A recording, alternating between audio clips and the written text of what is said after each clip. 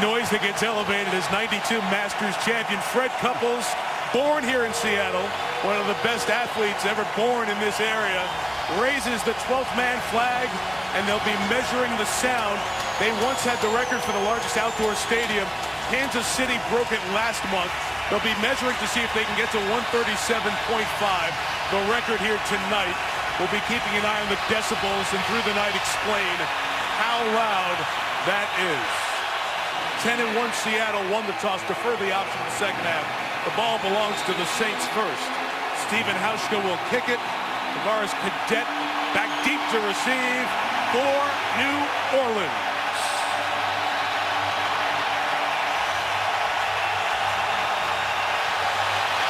Love it. Off we go from Seattle. All the way through the end zone. It's a touchback. The good news for Drew Brees and the Saints, no precipitation. It's been dry all day. Slight showers in the forecast.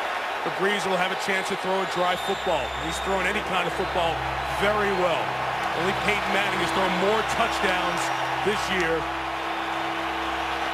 as Brees continues to break records with every game he plays.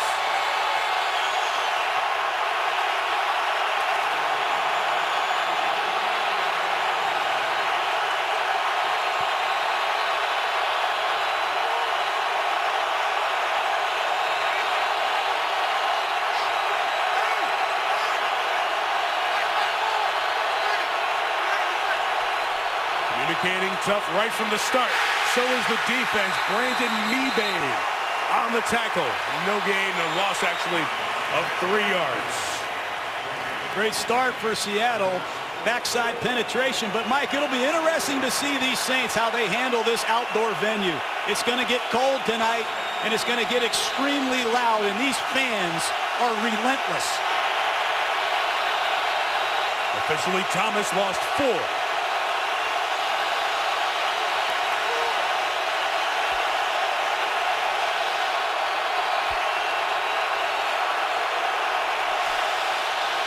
Brees to the air for the first time. It's Thomas down the sideline.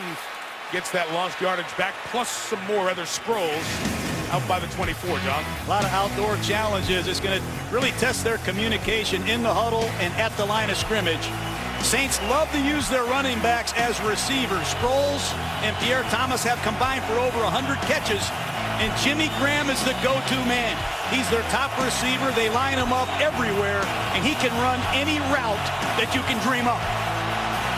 65 catches thus far this year. 3rd and 7. They go on the quick count. And Brees has time. He takes a shot towards Robert Meacham downfield. Incomplete, in coverage. Richard Sherman, the outstanding Seattle corner. 3 and out, New Orleans. This Richard Sherman allows Seattle to get away with a lot. Bump and run coverage against Meacham, one of the fastest Saint receivers, and Sherman's ball skills, his ability to play late in the down separates him in this league. Thomas Morstead is having a very good year as a punter. There you see the numbers. Golden Tate 4th in the league in return yards. Kick is 47.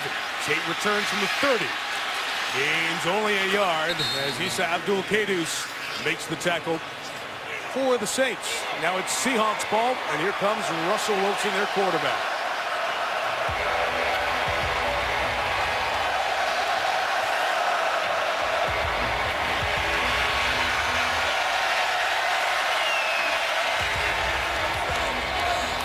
The rock group Fish has a song called Wilson, and when they played here in Seattle, they got that bass boom, boom, and then at the concerts, they yell Wilson. So the lead singer played here and asked them, hey, do that when your guy comes out, and they've started doing that. And they usually sing them off the field with a happy song, too. 21-6, has never lost here. Marshawn Lynch, a big reason why, and Lynch runs for about 3 yards. Take it to the 34-yard line. I think it all starts there tonight for the Seattle Seahawks. They want to run Marshawn Lynch. This is the most balanced team in football. They run it more than they throw it, and they're proud of that. And I would be, too, if I had a beast like Marshawn Lynch. Michael Robinson, who's the fullback, comes out to the wide receiver spot as they spread the field, and Wilson catches that, almost not ready for it, but throws to Robinson, who has the first down into New Orleans territory at the 45-yard line, a gain of 21. That's what Russell Wilson brings to the table. Max Unger, the center, snaps the ball on the wrong count. Nobody's even ready, not even Russell Wilson. Ball snapped, he fields it. He has the presence to escape to his right and make a big play. How much more poise do you want to see from Russell Wilson, Mike? Well, good to have those baseball skills. Remember, drafted by Major League Baseball team, Colorado Rockies. Second baseman handled that quick short hop quite well. With a 45, he keeps on the read option. Wilson to the sideline right near a first down. The run is 10. It's a dual threat, Mike. He's rushed for over 400 yards. The power of Marshawn Lynch and the speed of Russell Wilson allows them to run the zone read. If Junior Gillette closes, Wilson keeps the football. And you see David Hawthorne, number 57, he's got to fall back and make this tackle. Russell Wilson can drive defenses crazy with his ability to run and pass. 22nd time, John, he's run for 10 or more yards thus far this season. 35, throwing the slant. Good catch by Golden Tate. He's got a dozen yards, and the Seahawks on the move at the New Orleans 23. And Roman Harper right there pushing the chatty Tate away. It's just a quick game. It's an isolation slant, West Coast pattern, and Golden Tate gets a great release. But Russell Wilson, with those big hands, is able to catch the ball in the shotgun and deliver it quickly and accurately. Nice work by Tate on the release. Hey, Tom! Hey, see.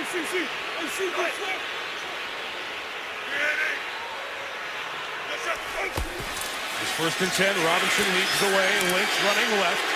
About 4 or 5 yards as they're in the red zone. This offense, John, most importantly, they've got their guys up front back.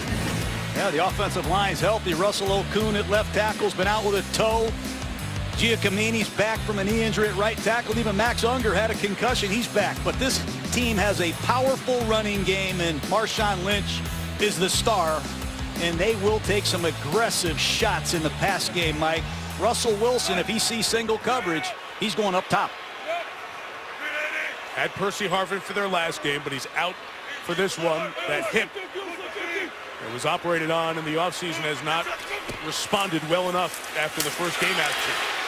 Lynch short of the 15-yard line. Curtis Lofton pulls him down.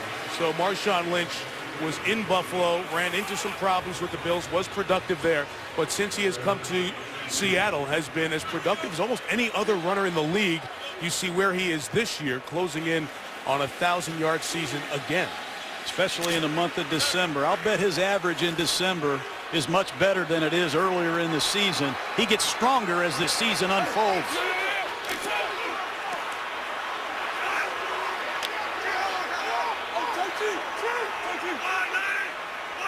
New Orleans reacts to the 3 receivers right.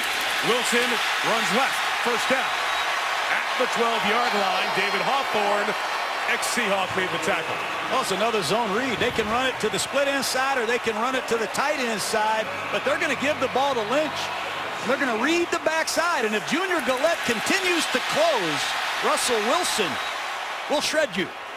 Look at him reading Junior Gillette, and as soon as Gillette squeezes for Marshawn Lynch, it's an easy read for Russell Wilson, who does an excellent job protecting himself.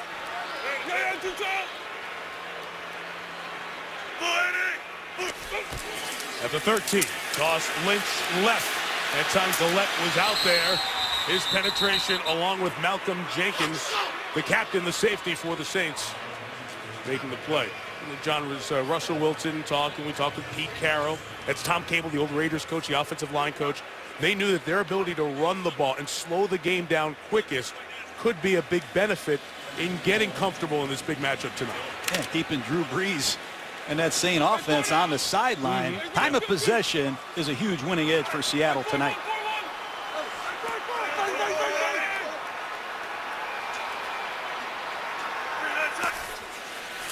Second and 12 throw with time.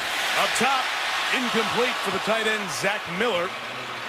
As Rob Ryan's defense now tries to come up with a red zone stop.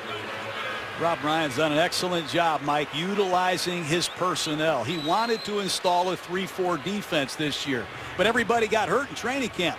So he's had to adjust, and he's using multiple safeties together. You'll see 3 and 4 different safeties on the field. Kenny Vaccaro, their rookie from Texas, is the lead dog. Vaccaro, Jenkins, Roman Harper, Raphael Bush all on the field here. All safeties by trade. 3rd and 12. You see the 3-man rush. Wilson underneath. It is Lynch bounding off of Bush and others as the ball seems to come loose at the bottom of the pile there at the 8-yard line. And the officials will pull away to see who has it. You hear blue ball being said. And it stays with Seattle, and the Seahawks will have a field goal attempt coming up. That defense right there, that 3rd and long, that's what Rob Ryan brings to the table. Strange sub defenses. The ball is clearly out. And it was Vaccaro, who we just talked about, the rookie from Texas, who knocked it free. Very fortunate. The Seahawks have put the ball on the ground 21 times now, Mike. It has been a problem. They haven't lost many fumbles, but New Orleans is well aware that they have had a problem fumbling the ball. And a very solid season for Stephen Hauschka. From 26 yards out, he continues his streak of not missing from short distance. First points of the night on a good drive led by Russell Wilson and Seattle. Took nearly 6 minutes. Put up 3. In the backyard of Boeing, good idea to get all these sounds, conversation, the air horn, and the jet engine. It gives you an idea of the decibel reading of all of those elements at close range. And thus far tonight, the max decibel reading at CenturyLink Field, like standing next to a jet engine. Just a little bit louder than that. And they're not done by any stretch of the imagination. They can go all 4 quarters as well. Line drive from 8 yards deep, and Cadet will take a knee. So for the 2nd straight time, Drew Brees and this very potent New Orleans offense will take over at their own 20-yard line. See if they can pick up their first down of the game when we come back. Seattle's terrific secondary, the Legion of Boom, missing 2 players. Walter Thurman suspended for 4 games for violating the league's substance abuse policy. He was the backup to Brandon Browner, who's been out with a groin injury, but is appealing a 1-year suspension as a 3rd and final stage offense of the league's substance abuse policy. That might be 1 year. It could be down by appeal to less than that. We don't know. He wouldn't be playing anyway because of the injury. But needless to say, that's your 2nd and 3rd best corner out for Seattle. So Byron Maxwell, 41. Jeremy Lane plays the nickel, number 20. 41 and 20, numbers to keep an eye on against the Saints passing offense tonight. Brees from the 20. Throws complete. Marcus Colston. He gains 3 yards. Tackle made by Bobby Wagner. This noise is a real problem for the way the Saints play. A lot of personnel groupings coming from the sideline, and they don't signal who's coming and going. So Drew Brees has to echo the personnel to the men in the huddle. Then he has to spit the play out. And some of these plays are hard to say. Now he's got to come to the line of scrimmage and deal with these crazy Seahawk fans. Mark Ingram, the running back, the former Heisman Trophy winner, gains only a yard to the 25. So, John, Sean Payton has the communication right to Brees' helmet, and what he does is he backs out, and he's telling them which personnel group is coming in the game. Yeah, here comes another group of Saints. So Brees has to tell the people in the huddle who stays and who goes. Look at Sean Payton. He's even using a board to try to communicate the personnel. These Seahawks fans, they know when to rev it up, too. They understand the game, and they know when the Seahawks need them. And back in Philly, Chip Kelly's laughing. 3rd and 5. Brees, and as he throws, it's into the hands on the free ball of Michael Bennett. Bennett, Seattle touchdown!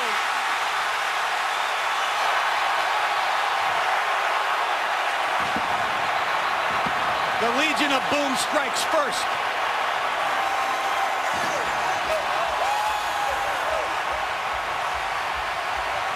Cliff Averill, free agent acquisition from Detroit, beats Zach Strief. Drew Brees held the ball, Mike. He's got to push up. He's got to check the ball down to Pierre Thomas. And Cliff Averill, who leads the Seahawks with 7.5 sacks, strikes again.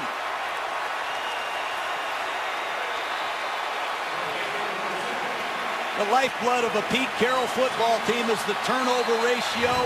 They came in with 26. They led the NFL, and they just chalked up another. Extra point, Hauschka. Officially credited as a sack and a fumble, and the 22-yard return for Michael Bennett is his first National Football League touchdown. And the Seahawks have a double-digit lead out of the gate, and their defense gets it done. Averill and Bennett, the 1-2 combo, picks up 6. Pete Carroll, who brings energy and enthusiasm and great passion every time he walks in the door. He's done it here with his defense.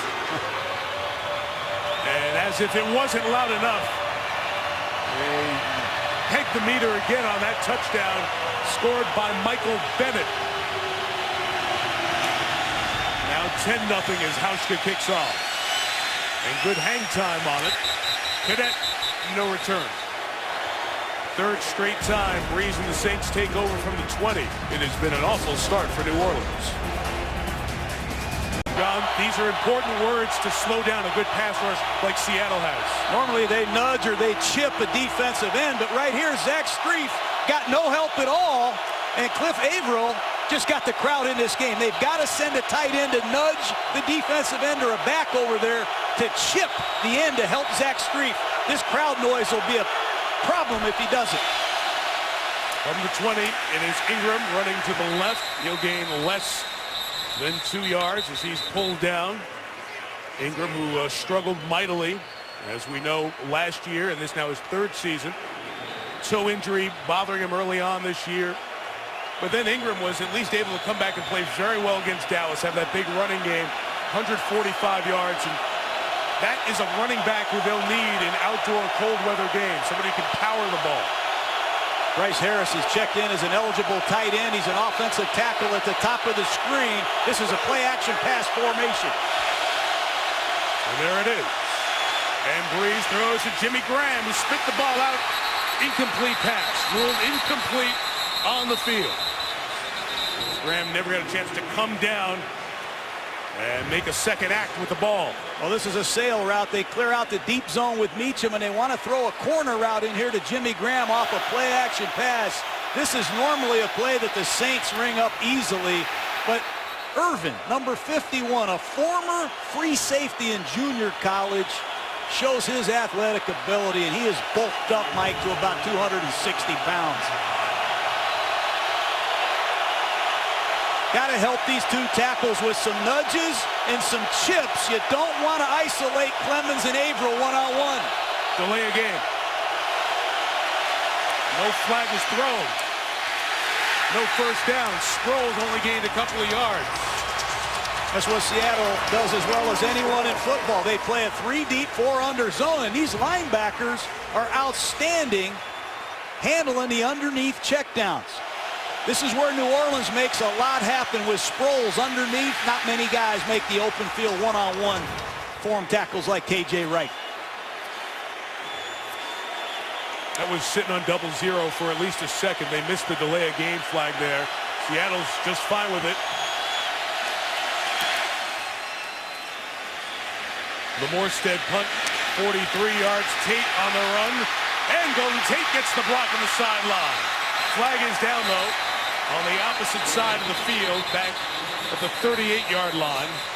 We'll hear from Ed Hockley for the first time tonight and see if that nice return by Tate will come back.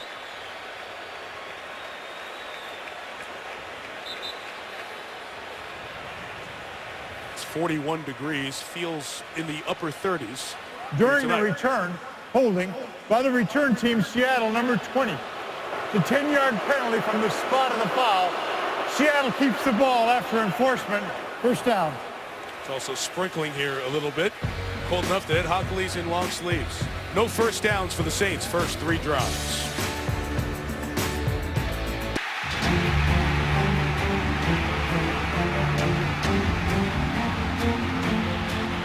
Finds a little bit of a hole, keeps his legs moving, he's across the 40, midfield, 45, he's on the run, Lynch, 40, pushes him at 35, look at him go, he's down to 20, 15, he could go, he is gonna go, touchdown Seahawks!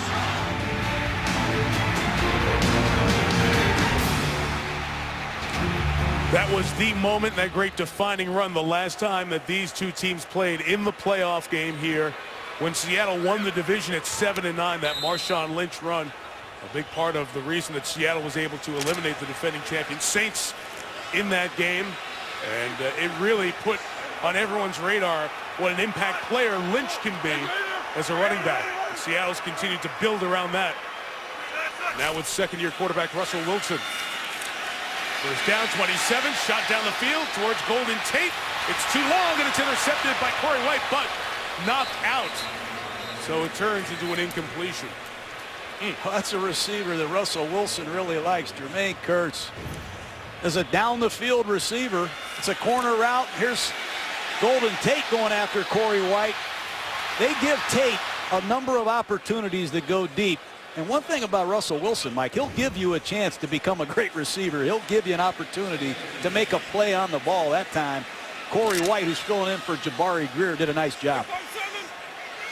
It's the same concept as a receiver going to the ground. You have to complete the act of the catch. He did not, so no much-needed turnover for New Orleans there. Wilson throws to Lynch. Dancing away from Gillette. And fans go nuts when Lynch has a player coming at him. Gain of 9. Excuse me, not just as a runner, but as a receiver. Just a simple check down. Russell Wilson's going to go through his progressions, and he's going to check the ball down to Marshawn Lynch. He's not only a physical runner, but he is an elusive back. Hard to find that combination. Special player. And on 3rd and 1, he comes out, and Robert Turbin, the 5'10" back, is in there with no leading fullback. Wilson tossing, wide open, and in the clear for Zach Miller. What a pirouette by Miller, down to the 4. David Hawthorne saved the touchdown. I think Junior Gillette got away with a roughing the passer penalty, but they completely fooled the Saint defense with a bootleg. Diversionary motion goes one way, and out comes Russell Wilson the other. Motion goes this way, and the bootleg's coming out to the right. Nobody covers the tight end at the bottom of the screen on a corner route. And I thought Gillette planted Russell Wilson after the throw.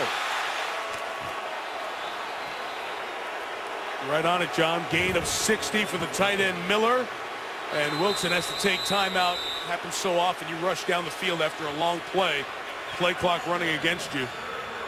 That's about the only thing that's gone wrong for Seattle in the first almost 12 minutes of this one, as the mist picks up and the Seahawks are just at home and looking great out of the gate. Go down to the field, Lisa Salters. Hey, Mike, yeah, well, as you know, there was a possibility of rain in the forecast, and it is here. It started about 15 minutes ago. So far, it may look like it's a light mist to you, but it's coming down pretty good. Really fine drops, but it's coming down pretty good. Something to keep an eye on. Could be a factor if it gets any worse. All right, Lisa, the forecast throughout the week has been for heavier rain on the other side of the Snoqualmie Pass towards eastern Washington. They've had snow. Snow level is supposed to drop to almost sea level as the temperature drops below freezing tonight. But this inclement weather, a lot better to get when you have a 17-0 lead. And Seattle trying to get there right now. Lynch, right. Gave him a couple of yards, 2-2. And John, you see on that play what Ray Lewis told us in Monday Night Countdown. You better bring a bunch of your friends to the party to stop Marshawn Lynch. Yeah, that's for sure. I love watching Russell Wilson in these tight red zone situations. Offensive coordinator Darrell Bevell normally calls 2 plays. Russell calls one in the huddle. He'll alert it with another at the line of scrimmage. If the Saints try to stop the run, he'll alert it and throw the football. Listen for yourself. Lynch left. Again, the initial penetration, Ramon Humber was 53 at the bottom of that pile, holding on for the rest of the Saints to come along. I really like Curtis Lofton, the ex-Atlanta Falcon. They're bigger inside than they have been. Lofton, Hawthorne, 57, the ex-Seattle Seahawk. Hicks, 76. They're big inside. They welcome the challenge of Lynch in this running game, but it's this quarterback that's maddening to defenses. 3rd and goal on the slant. It's Miller for the touchdown. Before you can say Russell Wilson, it's 17-0 Seattle. He's run the zone read. He's thrown the quick game in the shotgun, and he's thrown the ball down the field in a short yardage situation. Russell Wilson's an MVP type candidate. Just at the bottom of the screen, it's going to be a quick lookie, and Russell Wilson's going to catch the football and throw an accurate strike for a touchdown. With that big body of the tight end Miller, who had the 60-yard reception on the outside. He had nobody coming close to him. Extra point in these wet conditions. All the snap and hold. Handled well. What a start for Seattle, up 17. 3 drives, no first downs for New Orleans, only 9 yards in their 9 plays. Meantime, Seattle has done a great job with their 16 plays, 134 yards. And John, obviously the 1 turnover that led right away to the touchdown. Total control, up 17-0. And Sean Payton, as the head coach, remember he missed all of last year with the suspension, hasn't been down by this many points since October of 2011 against St. Louis. Been a while since the hole's been this big. Let's take a look. Remember last year the Saints in bad weather really struggled to throw the football in New Jersey, and the Giants had a big win. Earlier this year, I thought the Saints and Drew Brees struggled in the same stadium against the Jets. The noise got to them, the weather got to them, and they played their worst offensive game of the year in poor weather. And this qualifies as a similar forecast.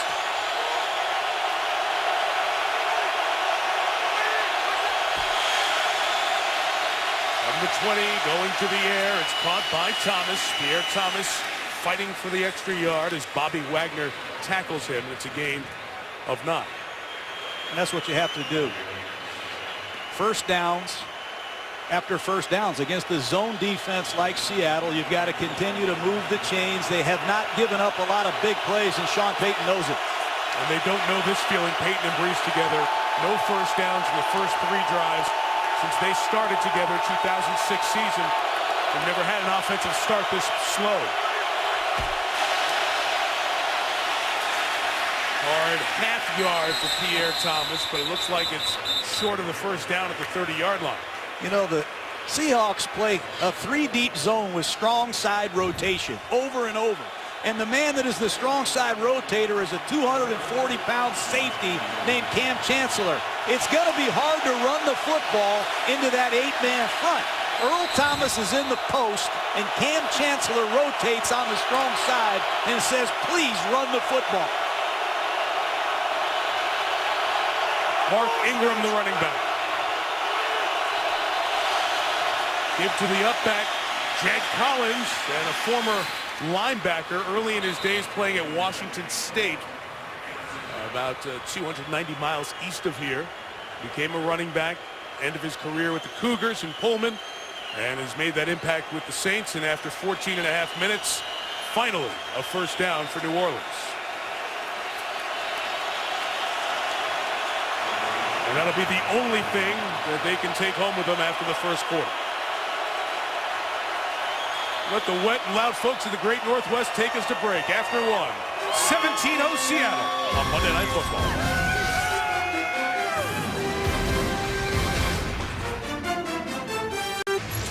The holiday decorations adorning the Space Needle and the other spots here in Seattle. As we begin the second quarter, Mike Tirico, John Gruden, Lisa Salters.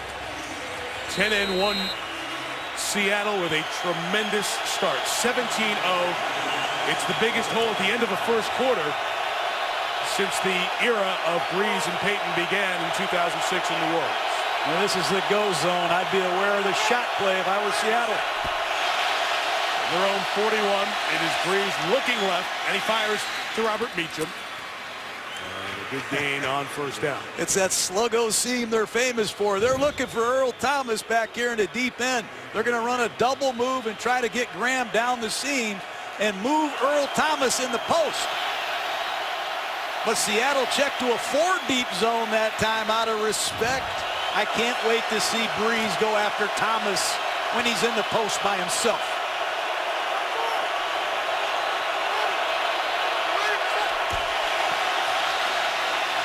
On the boot, Brees looking, look out, goes to the sideline, will only gain a half yard. Bruce Irvin was closing on Pierre Thomas, who made the reception. Look at Earl Thomas talking to Meacham. He was ready for that two-back play action pass. Earl Thomas, watch him, number 29. He's going to see Meacham cross his face. He's not going to look into the backfield and be fooled whatsoever. And as soon as he recognizes that they got the job done, he's telling Meacham, I'm ready for you. I'm a grown man now. I'm not a rookie like I was a couple years ago. He has been waiting for Drew Brees and the Saints for some time.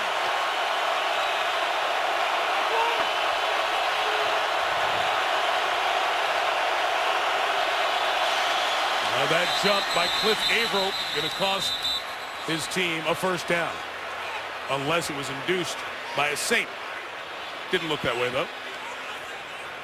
Neutral zone infraction defense, number 86. 5-yard penalty results in a first down. That's ridiculous. That's the one thing about the Seahawks I think they need to clean up, and that's the penalties.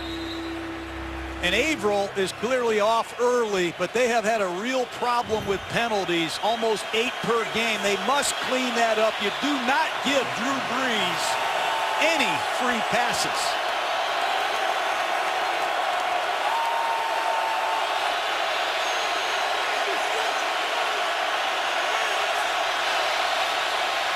From the 47, great pursuit on the run by Thomas. And Michael Bennett, who had the touchdown earlier. This is a player who was undrafted in Seattle, had him early on. He only played 3 games with those Seahawks, John, back in 2009. Then Tampa Bay claimed him. He's come back to Seattle this year. Well, Michael Bennett's going to come from the backside and just run this play down. He's unblocked. Obviously, he's going to make a lot of those plays. 2nd and 9. And the Seahawks have their speed group out here to rush Drew Brees.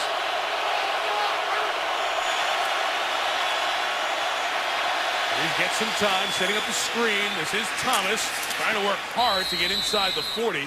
Got out of that arm tackle of Bruce Irvin and brought down where it'll be 3rd and about 3. Well, we said it in the pregame, seams and screens. And you're going to see Ben Grubbs, the left guard, do a nice job getting a piece of a Seattle Seahawk on this screen pass right there to give Pierre Thomas an opportunity to create a 3rd down and 4. And this is where the Seahawks love to challenge you.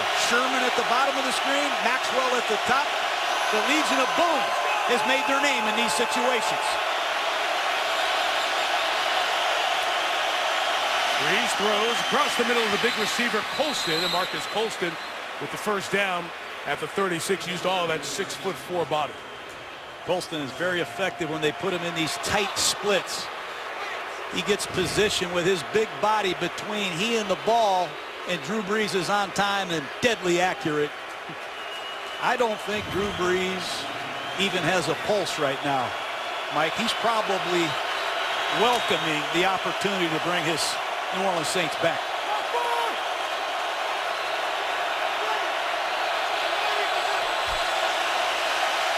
Fake to Ingram, throw to Kenny Stills, the rookie out of Oklahoma. At a minimal gain on the 23rd catch of the year by New Orleans' 5th-round pick in this past draft.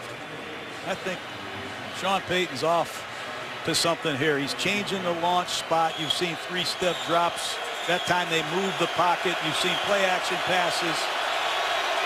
And on 2nd and 7, he's got some heavy artillery. Ben Watson and Graham, 3 tight ends at the bottom of the screen with Meacham isolated up top. On that quick count, here's the run with Ingram, punishing run. He and Earl Thomas meet. A yard or so shy of the first down. I like what New Orleans did there. Good movement. And again, it's Earl Thomas, the Roadrunner, capping off. Take a look at number 29. Good blocking up front by the Saints.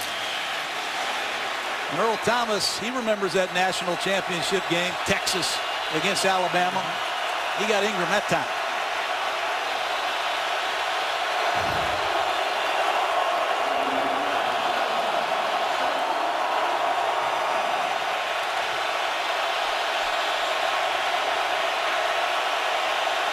Play clock. That's got to be delay a game. That time they saw it. There's also movement up front. So let's see which flag will be called first. Before the ball was snapped or there was any movement, delay of game, offense, 5-yard penalty, 3rd down. That's very uncommon. I haven't seen the Saints take a delayed game penalty in some time, Mike. And that should have been their second, and you saw it against the Jets with the communication. That noise factors in, doesn't it? They're having a hard time negotiating the personnel. Drew Brees is telling the people in the huddle who's coming and going, and the people aren't getting on and off the field nearly as quickly as they do in normal rhythm.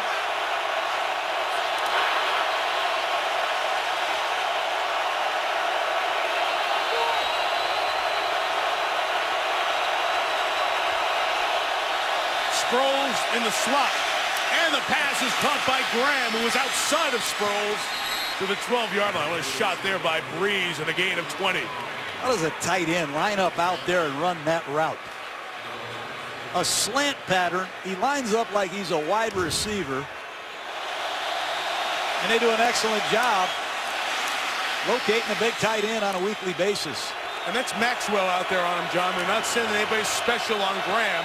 They're using Maxwell, who's in because of the Browner and Thurman absences that we talked about earlier. Well, there he is again at the top of the screen. And Drew knows it. And he looks that way. Covered. Resetting now. Brees. This throws it incomplete with Holston. Because of the coverage, it was Chris Clemens, the defensive lineman, who drifted back in that zone with the receiver. There's a flag down in the back of the end zone. Well, Kenny Stills was knocked out of the end zone. This will be interesting.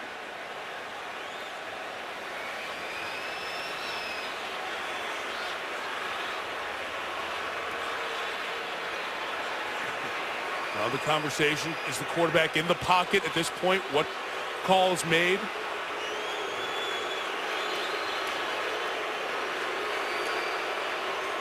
You see Brees has moved out of the pocket. The ball's thrown when the hit comes. Personal foul, unnecessary roughness defense, number 25.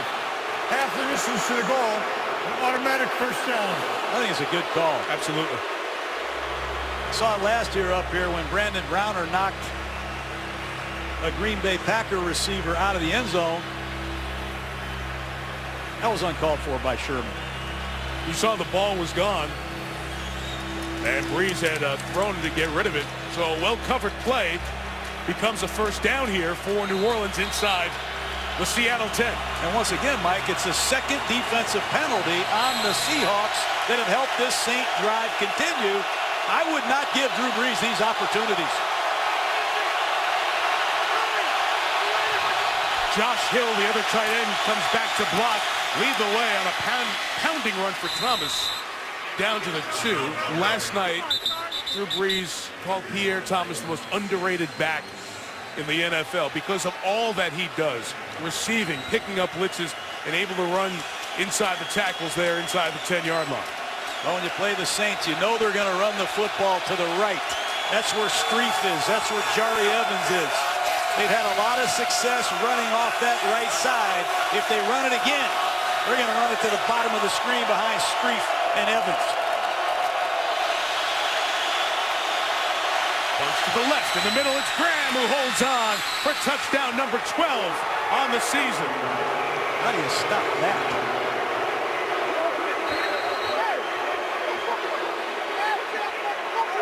Bunch formation, Mike, and they come out of the stack in different directions, and Drew Brees throws a dart. Watch Jimmy Graham uncover, and before Chancellor, Thomas, and Bobby Wagner can get there, Drew Brees lights him up. Fortunately, this week, Graham's celebratory dunk didn't bend the goalpost as he did when he scored a touchdown their last game in Atlanta. That is some kind of drive in the rain and the noise. Down 17-0. The extra points added by Garrett Hartman. Brees hit all 8 on the drive. The dunk by Graham puts the Saints on the board. Temperature heading down towards the upper 30s as you look at this beautiful city on the Puget Sound. Our aerial coverage from Seattle tonight is brought to you by DirecTV. 13 plays, 80 yards over 8 minutes going across the end of the first and the second quarter. And the touchdown catch for Jimmy Graham gives him 12 on the year, tying Detroit's Calvin Johnson for most total touchdowns in the NFL this season.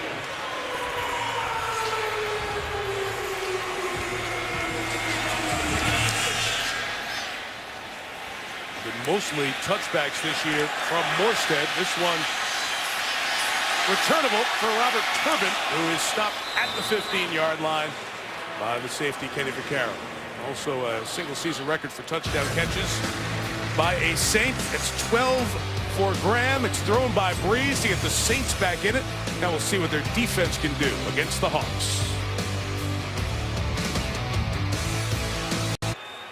This will be just the third drive for the Seahawks. Remember, they scored on the turnover by New Orleans in that first quarter. The first 2 drives led by Russell Wilson, 3rd-round pick in the draft last year. Field goal and a touchdown.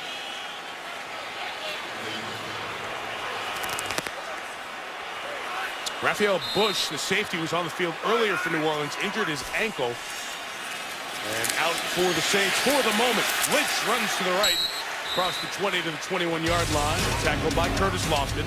Here's how we've arrived at 17-7. It was the pressure from Averill off one corner and Bennett picking it up and scoring the touchdown. Then the 3rd and 1, 60-yarder to the tight end, Zach Miller, who then caught a 2-yard touchdown to put Seattle on top 17-0.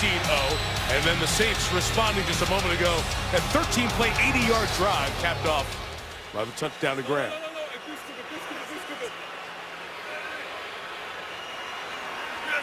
After a Lynch run of 5, there's one for 1. Hey, this Akeem Hicks, number 76, has really flashed to me in recent weeks. Former Canadian collegiate player, the 3rd-round pick a couple years ago, an outstanding run stuffer. And I really give Rob Ryan a lot of credit, Mike, for adjusting his defensive scheme to fit this young Saint player grouping that he has. Injury timeout for the moment. So a timeout on the field. Very important game in the NFC. Also next Monday night, as Tony Romo and the Cowboys go to Chicago. Jay Cutler still week to week. Mark Trestman and the Bears coming off their disappointing loss in overtime yesterday.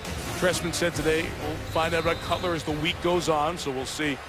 The 6-6 Bears at Soldier Field against the 7-5 Cowboys. Monday night countdown starts us 6:30 Eastern. That was a call timeout by New Orleans. A little confusion on the field as the announcement was made. Saints call timeout. Now 3rd and 3 for the Seahawks. All-out blitz look by the Saints. And they bring everyone. Wilson throwing deep to the middle of the field. What a grab brought in by Baldwin. And Doug Baldwin takes it down the sideline. Inside the 25-yard line, marked at the 24. Well, Rob Ryan shows his true colors. He is not afraid to blitz and blitz the house. Here comes the Saints. There's nobody in the middle of the field. They're coming after young Russell Wilson. And he knew exactly where to go. Catch, set your feet, and throw the ball up and give Baldwin a chance to beat a safety in coverage. That'll make you think twice about full blitzing. They brought 8 and couldn't get home, and Wilson, who loves to see pressure, perfectly dropped pass to Baldwin for 52 yards.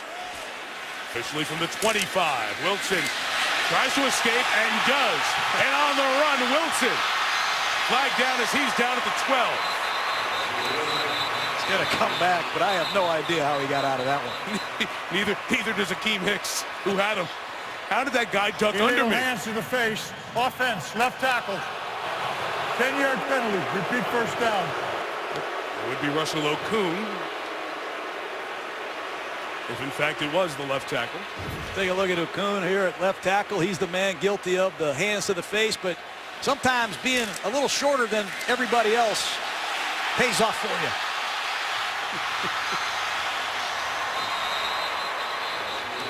You saw the Okung right hand come up on the face gear of Junior Gillette. And Jerry Austin, our two-time Super Bowl ref in the booth, agrees that it was the correct call, so that marks it back to the 35 and 1st and 20.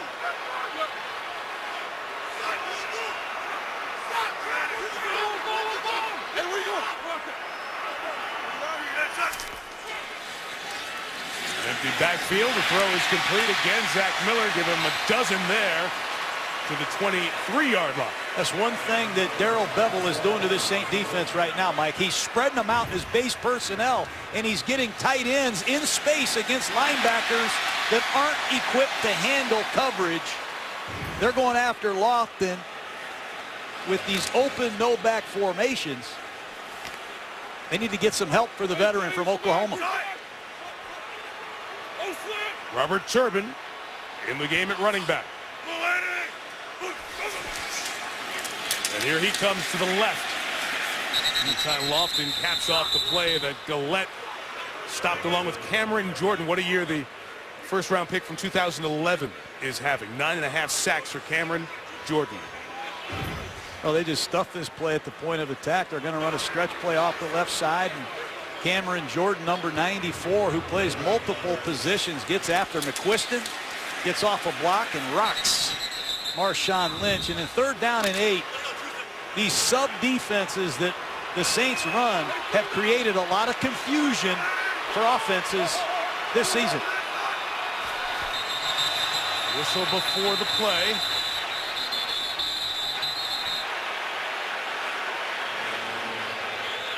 False start, offense number 3. Quarterback. 5-yard penalty. It's 3rd down. Pete Carroll disagrees. Sometimes when that quarterback gets too demonstrative as calling the signals, almost simulating the snaps coming, they'll call him for the flag. Take a look at Russell Wilson's head and body movement here on this hard count. Well, I don't see that. Neither does the crowd. I feel like that Jordan reacted to the hand movement of Wilson. 7 defensive backs for the Saints. Prevent defense.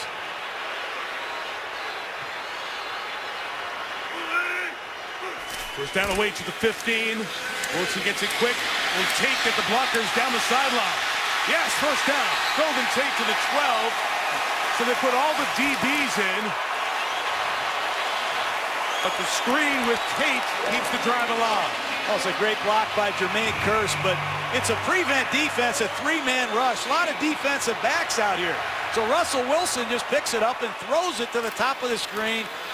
And number 15, Kearse, gets a great block on Chris Carr on the edge. And Mike, Golden Tate is outstanding after the catch. He makes a lot of his real estate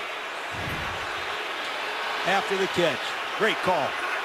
They survive 1st and 20. Now from the 11, Lynch is back in. And Gillette joins White. You can hear many whistles are blowing once they decide Lynch's forward progress is stopped. You better be clear, because you know the Saints are coming to shut him down. I feel like I'm at a rodeo or something. Every time this guy carries the football, just listen at home and watch how many people have to make this tackle.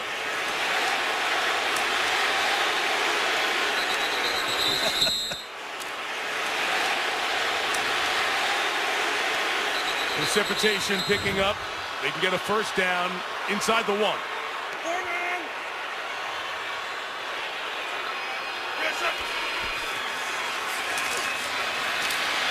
Wilson has to improvise. Spinning, throwing on the run. Kearse couldn't pull it in. I think, John, that initial play was for Lynch, who couldn't sneak out as New Orleans was physical with him. Every defensive coach I've talked to says they underestimate Wilson's scrambling ability at the end of the night. Watch him do a 360, reverses field. Not only does he get away, but he has the presence to find an open receiver. And what a throw. Curse should make that catch. What a play by Wilson. Look at Pete Carroll. It was Robinson, 26, not Lynch, 24, trying to leak out of the backfield. Play clock running down, and Pete Carroll runs out to take the timeout. 3rd and 6 when you come back. Moving that Ferris wheel down by the pier off of Puget Sound, showing Seahawks colors. Everywhere you go, the number 12, those 12th man jerseys, or the Russell Wilson jerseys. There will be several of those delivered by Santa in the Great Northwest this year. I bought 2. But here he is again in a key 3rd down situation in the red zone. They're going to call a couple plays in the huddle, and they're going to give Russell Wilson a lot of autonomy at the line of scrimmage to do what he sees fit. Those great 3rd down numbers. They've converted 5 of the 6 3rd downs tonight. 5 receivers in the pattern. Wilson surveys, scrambles, runs, short. What they do here, 4th and just over a yard, up 10. That's why New Orleans likes having these safeties on the field, Mike. They have people that can come and get Wilson. You're going to see number 27, Malcolm Jenkins, recognize Wilson scrambling, and he has the speed to get there. That's a heck of an effort by Malcolm Jenkins. John Pete Carroll walked all the way down to get a good look at exactly where it was. Saw that it was a full yard, but the play clock starts as soon as Wilson slides out of bounds there. So the play clock's down at 5 as Hauschka comes on for an extra point-sized field goal. But they get off in time, and the 20-yarder is knocked through. But a man who's missed only 1 kick this year. 20-7. Seahawks score again. 2 quarterbacks on display tonight do not have that prototypical height. Take the most wins by 6 feet and under quarterbacks since 1950, and Brees 2nd in wins to Fran Tarkington. You take the winning percentage, 60% of the games for the 6-footer even. It's the highest for someone who's won at least 100. Talking about guys who've won at least 20 games. It's Wilson, who was measured at the combine just under 5'11", and tonight tries to get his 22nd win in his 2nd year as a starter. And Russell has said, watching Drew Brees and what he's been able to do, he has really opened the minds of people around the league that a quarterback who's not 6'3", 6'4", can come into the league and get the job done. Hauschka's kickoff is short into whatever wind we have here tonight. And Cadet brings it back. Tavares just over the 20-yard line to the 22. So that's why Wilson idolized Brees. Matter of fact, when Wilson went from NC State to Wisconsin, he drives a U-Haul 17 hours to get to Madison, and the street right outside of Camp Randall is Brees Terrace. And he says, the irony wasn't lost on me. He's watched Brees throw it in the NFL and try to pattern his game after him. Yeah, both these guys know that there's never a perfect pocket in this league, and they work hard on fundamentals and footwork, and I don't know anybody that works harder than these 2. And we've seen with Wilson 3 drives here tonight, and they put up points on each drive. Brees and the Saints coming off a great drive. And remember, Seattle gets the ball first to start the 2nd half. So important drive here. Brees finds Colston, gains 7. It's Cam Chancellor, that huge safety, coming up to make the tackle. That time, Pete Carroll comes with a blitz. New Orleans picks it up.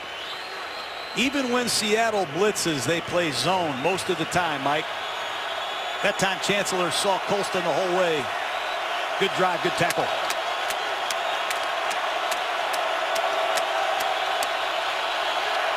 Why do they have seats here?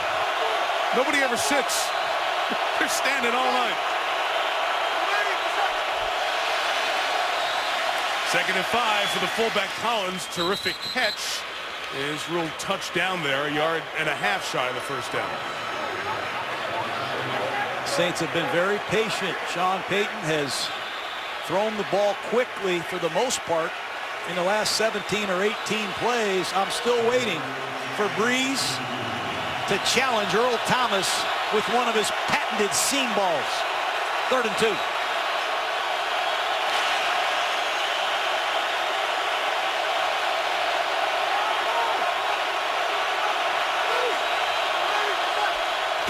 With Mark Ingram as the back, It's play action. Here's a shot for the other tight end, and Josh Hill can't bring it down, being chased by Bobby Wagner. So looking to build a drive and score before the half. It's 3 and out for New Orleans. Well, it's the second time they've run that clear out, that sail route. This time the tight end comes out of the backfield, and these are normally slam dunks. Josh Hill, the tight end, to the corners open. Ball's not thrown accurately, and Hill fails to make a circus catch. And Russell Wilson's going to get the ball with plenty of time again, Mike.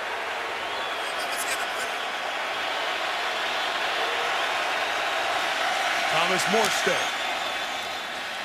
Rocket shot with the wind behind him. 58 yards. Tate spins and gets immediately thrown out of bounds by Issa Abdul-Kadus. And Tate, who has been flagged for his excessive celebrations and taunting, not drawn into one there by Kadus. Well, Brees is completing a lot of passes here, but not many downfield. Not being able to challenge deep against Thomas in that secondary. Only 74 yards on the 13 completions. Meantime, Wilson's been outstanding. 60 yards on one completion to Zach Miller and over 50 yards to Doug Baldwin on the prior drop. This 2-minute situation is where Wilson has been very effective this year. Let's see what he has, backed up at his own 10 with a 13-point lead.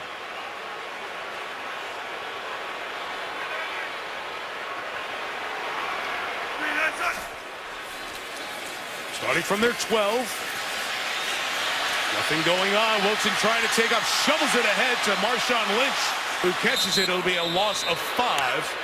Again, that awkward delivery, that was a very similar play to the touchdown scored in their last game against Minnesota.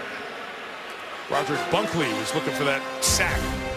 Inside 2 here in Seattle.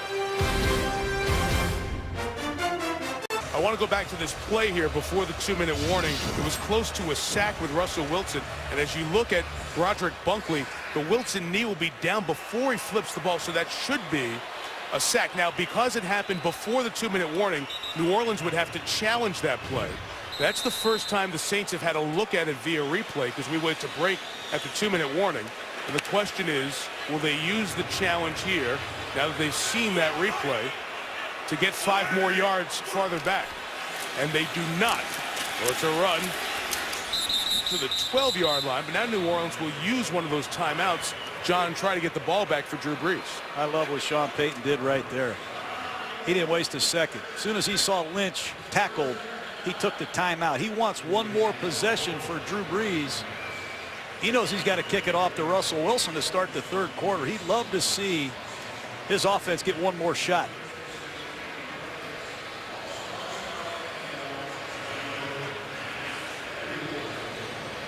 Why do you think they haven't been able to get the ball to those seams down the field to Jimmy Graham, like seems to happen 20, 25-yard completions every game? Well, a couple times they had it called, but Seattle called the right coverage. They got into a 4-deep zone. They guessed right. They've had a couple corner routes open. They just haven't connected tonight, but we got a lot of football left, and this is a huge 3rd down for the Saint defense. New Orleans has one more timeout to use. On 3rd and 9, Seattle will throw, and Wilson fires back shoulder and is caught for the 1st down by Kearse. Jermaine Kearse in front of Malcolm Jenkins. And now forget about getting the ball back. Got to keep Seattle from starting a drive. You got to be kidding me. He threw a back shoulder throw in the rain from his left hash mark. And with 30 to go, again on the read, Wilson takes the option of keeping and a gain of 5 out of bounds. Now you're backed up inside your 10-yard line on 3rd down. You drop back the pass to the wide side of the field, and you throw a back shoulder fade. That's amazing. Jermaine Kearse filling in for Sidney Rice, filling in for Percy Harvin, and the young quarterback has the confidence to make a play like that. That's impressive. Saw Sidney Rice get hurt against St. Louis. He's on injured reserve, out for the year. Told you at Harvin not back from his hip injury. But guys like Doug Baldwin continue to make plays for this receiving corps. And Baldwin out of bounds for the 1st down. 1:21 until Toyota halftime with Chris Berman in the studio. We got the Sunday soundtracks, listening in on some of the action behind the scenes from yesterday's games, and the Gruden Grinder from the Sunday games.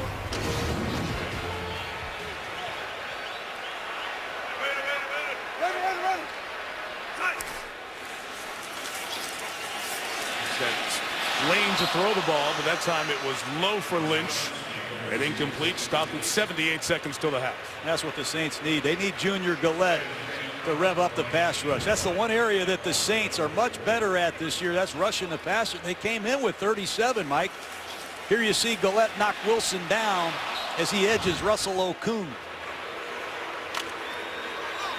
But Gillette and Cam Jordan have really delivered a pass rush that is much needed in New Orleans.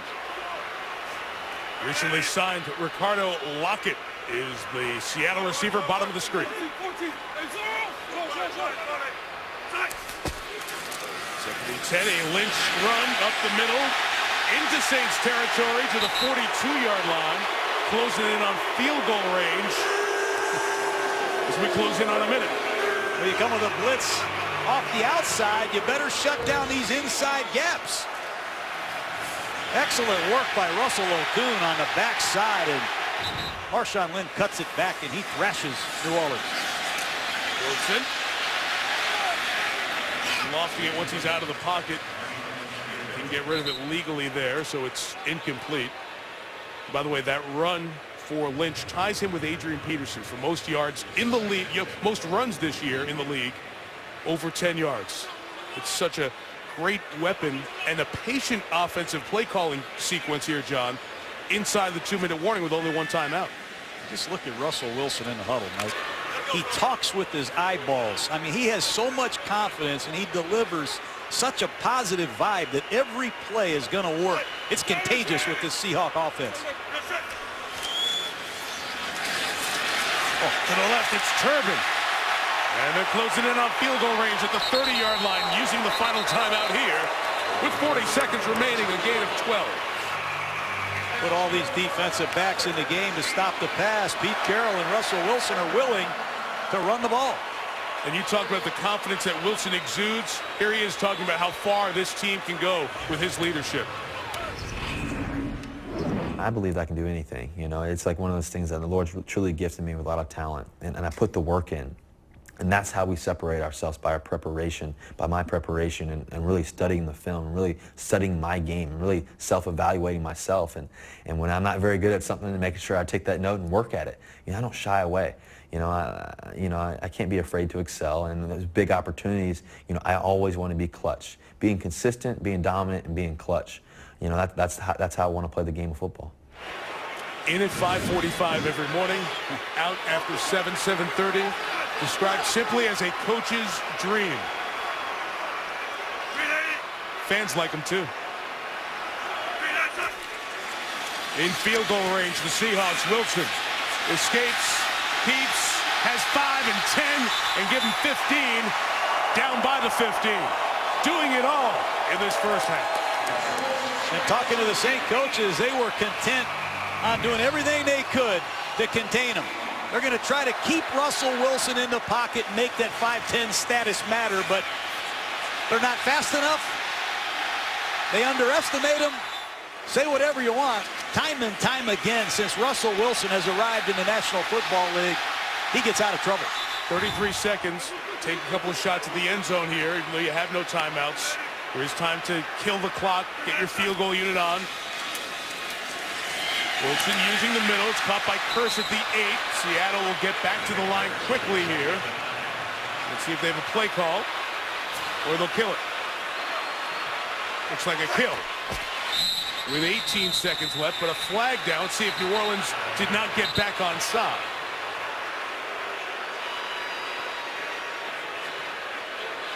I don't think Gillette got back, Mike. There's also, John, the alignment of Seattle. One of the two, if they had enough people on the line. It looks like it'll go the Saints. Offside, defensive left end. Never got back to his side of the line before the ball was snapped. Under 1 minute, that ball is dead before the snap. 5-yard penalty. Take a look at Gillette on the right side of your screen. He clearly doesn't get back in time, and you give Russell Wilson time to get back in the huddle with a 2-for-1 opportunity. Advantage Seattle.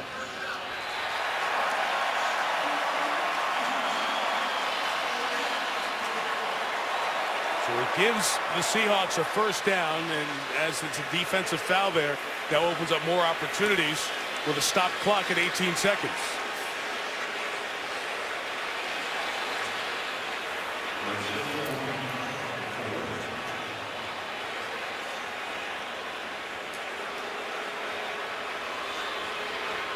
Now the officials coming in to discuss, make sure the clock situation is correct as well.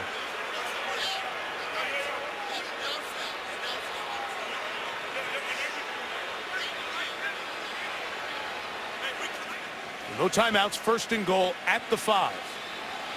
Penalty resulted in a first down. 6 first downs now on this drive. And that play before, we're talking about the Saints getting the ball back. Instead, it kicked Pete Carroll's team into the 2-minute drill and could be a knockout punch for the Saints.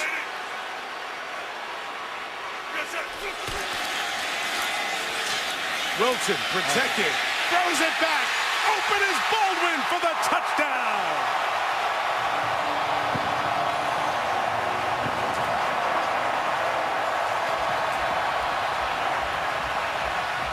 What a first half. That's a well-designed play by Darrell Bevell. I credit Russell Wilson tremendously, but play action pass and out of the bunch stack. They run a crisscross and nobody covered Doug Baldwin. Huge score before the half. And remember, Seattle gets the ball to start the third.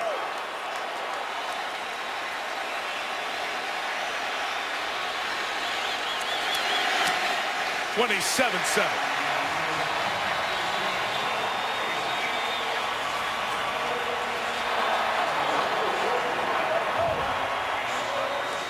Right side of your screen, Baldwin and Tate cross the field together, and New Orleans blows the coverage.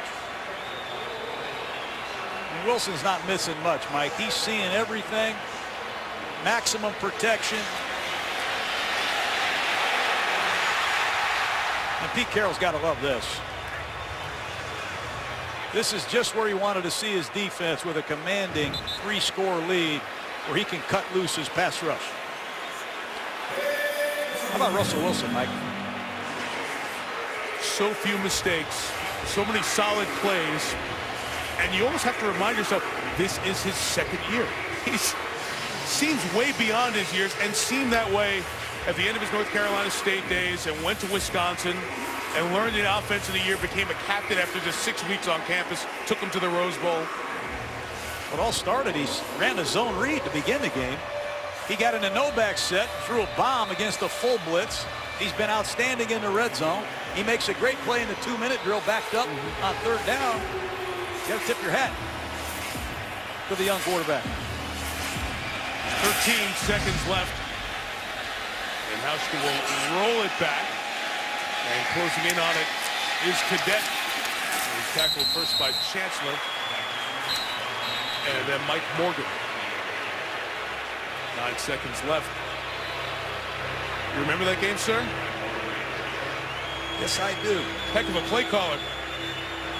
Did you call Spider 2-wide banana that Just game? don't count these two out. Do not count them out. Right. The way they can come back, passing the ball and jumping that 2-minute. Yes, I've seen them do that. Now, I've never seen anybody roll up 315 yards in the first half. They better get their defense straight, or they could get blown out of here. But I expect a lot more from the Saints in the second half.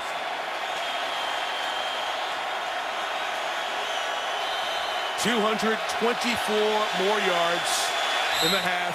The ball belongs to the Seahawks to start the second half, and they are sent off with another thunderous ovation.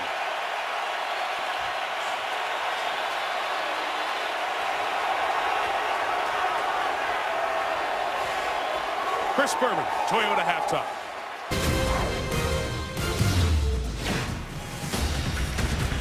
Russell Wilson's an MVP-type candidate. Brees, and as he throws, it's into the hands. Michael Bennett, Seattle touchdown.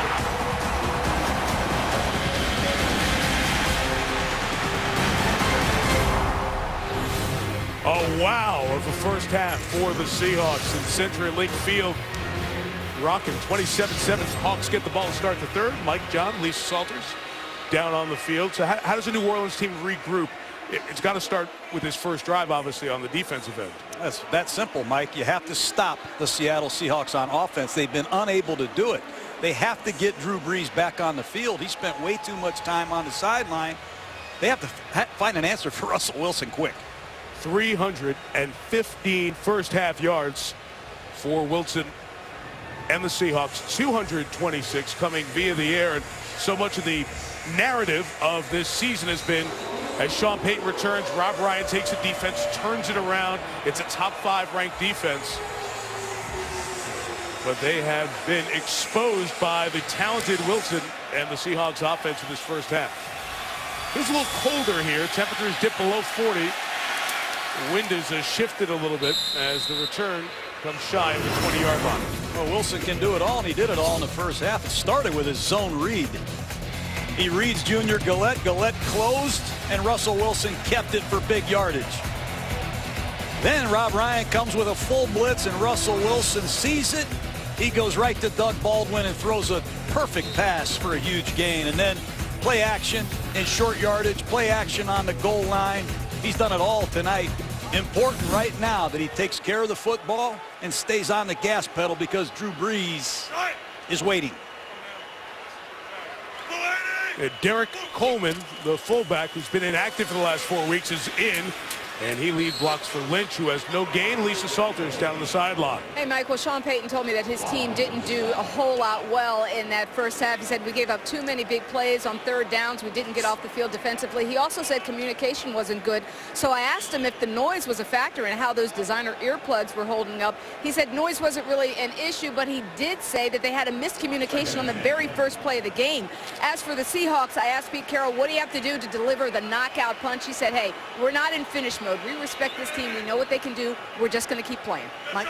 We've all seen that act before. Thank you, Lisa. Lynch, and for the second time, he is met at or behind the line of scrimmage. That time, Curtis Lofton, top tackler here, makes it third down, and you see this defense trying to make the early statement. Well, Lofton got Sean Payton's message at halftime. Go out there and stuff this running game and get the ball back. Back-to-back plays by the veteran. Put Seattle in a third down and long. See if the pass rush with Junior Gillette, 93 off the edge, can get to Wilson in this passing situation. 3rd and 11. Gillette getting near Wilson, who throws, sideline caught at the 18-yard line. And well short of the first down as Kenny Vaccaro makes the tackle on Zach Miller, and it's 3 and out. Forced by the New Orleans defense, their must to start this half. That's a great start. You keep an eye on this Seattle punt team. This is an interesting statistic for you, Mike. They've given up 15 punt return yardage all year. I mean, it's unbelievable. This punter and this coverage unit has been incredible. John Ryan, who kicks it with great hang time. This is Sproles at the 32. There's a flag down as Sproles gets 7 on the return to the 39, or would have been about half the yards they've given up in 11 games. It is an unbelievable stat. There was an early flag thrown on that 49-yard punt.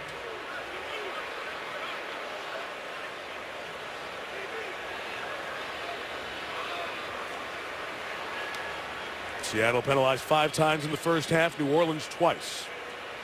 A lot of conferences tonight, Mike. Well, if there's a hat gone, it usually means somebody was out of bounds.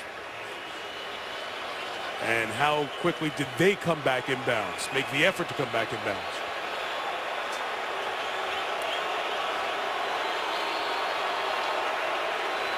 During the kick, personal foul by the receiving team, number 38, was blocking out of bounds. That's a 15-yard penalty enforced from where the kick was caught. New Orleans keeps the ball after enforcement. First down. So any good field position is erased on the mistake by Rod Sweeting, trying to get Jeremy Lane, one of those gunners, but the rookie Sweeting made a mistake. Saints down 27-7. If they come back, it's something that's never happened in Saints history, or never happened to the Seahawks blowing a lead like this. It's the 20-point lead at the half.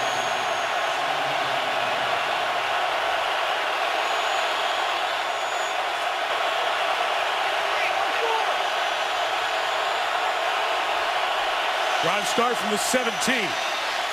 Brees in the middle. It's Colston, the all-time reception man for the Saints, but a flag's down, back by Brees. Illegal hands to the face. Offense number 71. Half the distance to the goal. Repeat first down. Charles Brown, the left tackle who played for Pete Carroll at USC. Well, you get a 3-and-out stop from your defense. You get a penalty on your special teams. And now Charles Brown with the hands to the face.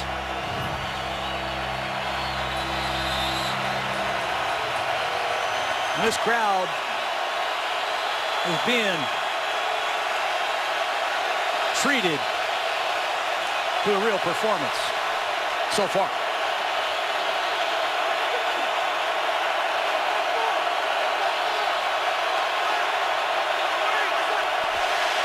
First and 18, the pressure's picked up for the moment. Brees had nobody open, though. This secondary blanketing people. Sherman with the coverage after Bruce Irvin brought the pressure. This Bruce Irvin, he is an outstanding pass rusher. Take a look at Sherman. He understands these bump and run techniques that Pete Carroll teaches here. Jimmy Graham on the other side is squeezed by KJ Wright. Cam Chancellor, there's nowhere to go with the football. You talked about the underneath routes. That's the third time seeing the defensive lineman dropping back. They're not giving any space for that underneath moving stuff for the running backs.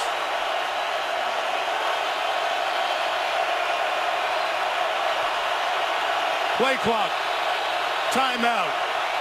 Crowd. Again. 12th man. They're always a factor in Seattle.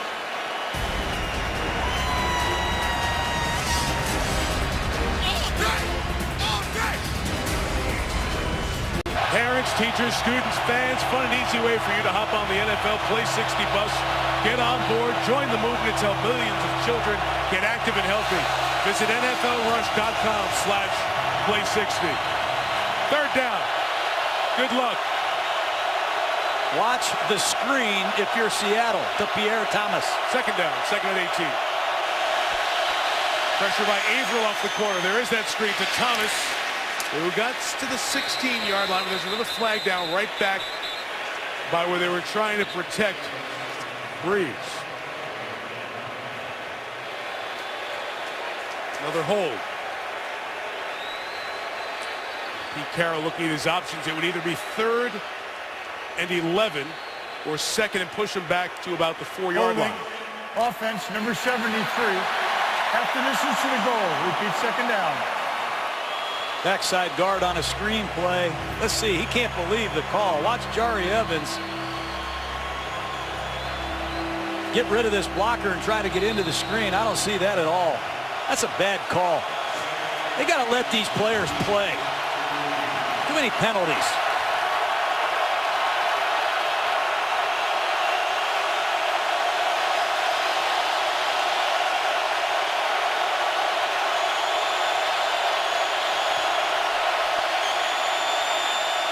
Brees from his own end zone. Going to launch it down the sideline. The coverage is great with Sherman. No place for Colston to go.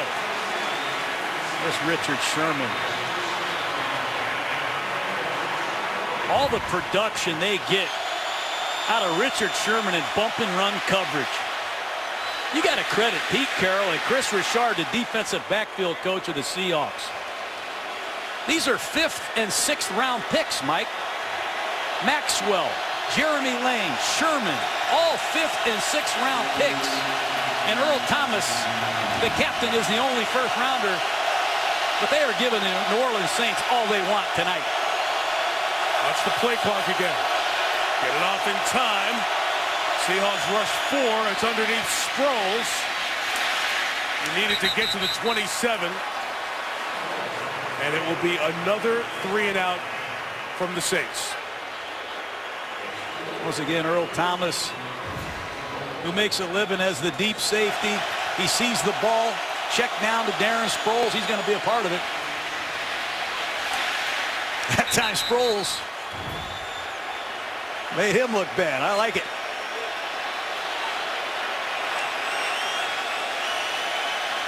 Morstead punting to Golden Tate. A space to return this 54-yard kick. Tate looking to set up the picket fence.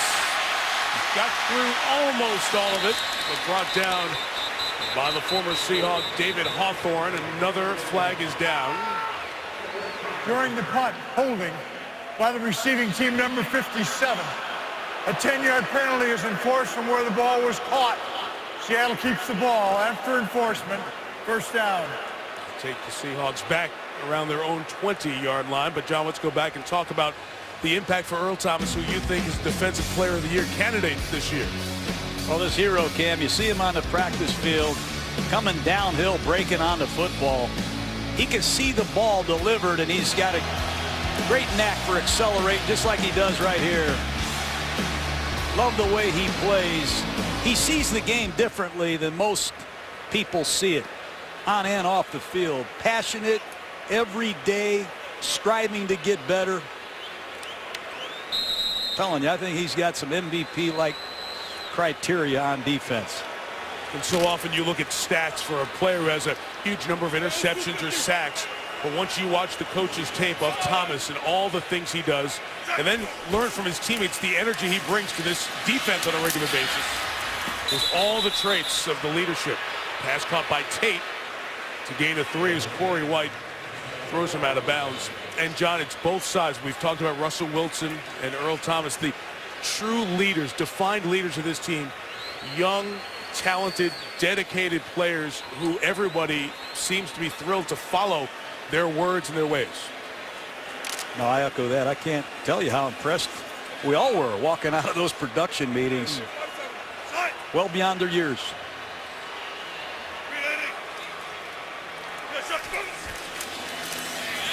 Second and 6, right back to the air for Wilson, and perfect accuracy to Doug Baldwin in front of Malcolm Jenkins, just shy of the 40. It's a first down for Seattle. Well, you get the running game going. You come out naked to your right. Tight end's not there. You stay on the move, and you throw the ball to your over route. And that's an excellent job by Doug Baldwin, mirroring the quarterback, so Wilson doesn't have to throw it back against the grain. Very good balance between the run and the pass here in Seattle, and this stretch running game with these stretch bootlegs, miserable on defenses. Number 39, same look. Wilson looking left. Firing wide open. Baldwin, that time he overthrew it. Incomplete. That was a great job by Baldwin, instinctively setting down. I think Baldwin was supposed to stay on the move, but he saw coverage way over the top, so he instinctively sat down on the outside, waiting for the back shoulder throw, and Russell Wilson just missed it. Baldwin's out of Stanford. Kearse is out of Washington. Golden Tate, Notre Dame. Zach Miller, the tight end, Arizona State. Of course, Pete Carroll's time at USC. In the recruiting process, around the time these players were high school, going to college, very familiar with a lot of this talent.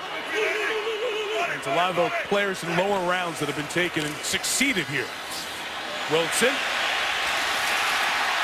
Ricardo Lockett, and his rule to catch. And a great grab by Lockett, his third on the season.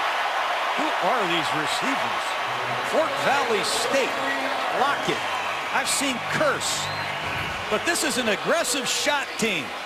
We said it in the pregame, and Russell Wilson likes all of his young receivers. And if you play press coverage with no help, he's going to throw it to him. Saw the looks there. Seattle went up to the line quick to run the play. The gain was 33 yards. It was very close to see if he was bobbling the ball or not. He got 3 feet down. The question was, when did he have the complete control? It's a moot point now. See, at the very last point, he seemed to get control, and I couldn't tell if that foot was being dragged down. You guys are funny. That was a great catch, though. I know it was. That may have stood up in replay, because as he finally grasped it, that toe tap came down. It would have been a tight one either way.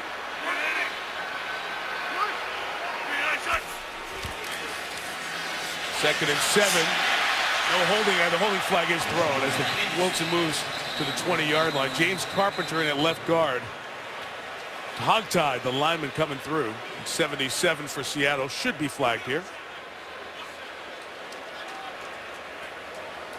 A lot of penalties here in the third quarter.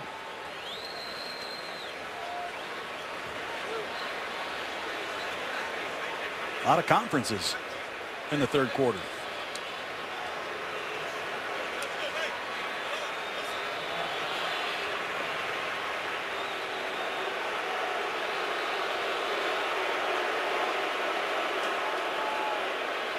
There was no foul for holding on the play.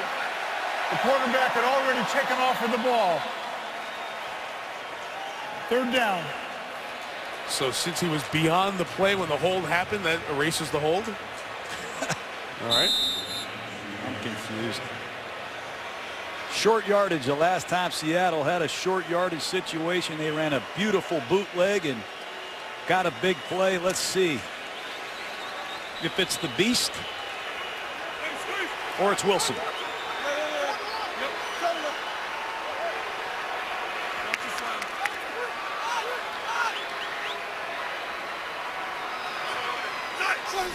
Third and 2, the pressure comes. Wilson getting rid of it quickly.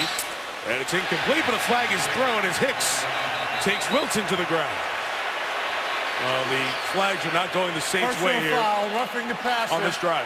Defense. Blow to the head with the eye. Half the distance to the goal. First down. Well, it's an all-out blitz, and nobody blocked anybody. I don't know if there was a confusion on the snap count, but they just got Akeem Hicks, and that keeps this drive alive. Left forearm clubbing the side of the helmet of Wilson. And the Saints defense now faces first and goal as the ball is touching the 10.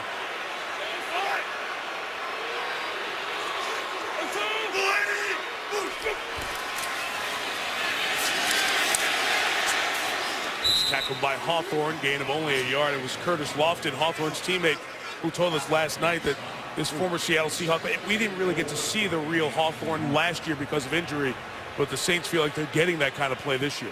Well, a couple of years ago, Hawthorne had about 115 tackles, 3 interceptions as a Seahawk. And you know deep down inside that Saint uniform, he wants a piece of his old teammates. Nice play by Hawthorne. Wilson has thrown 2 touchdowns so far here tonight. What a pickup by Lynch. Oh, whatever. No.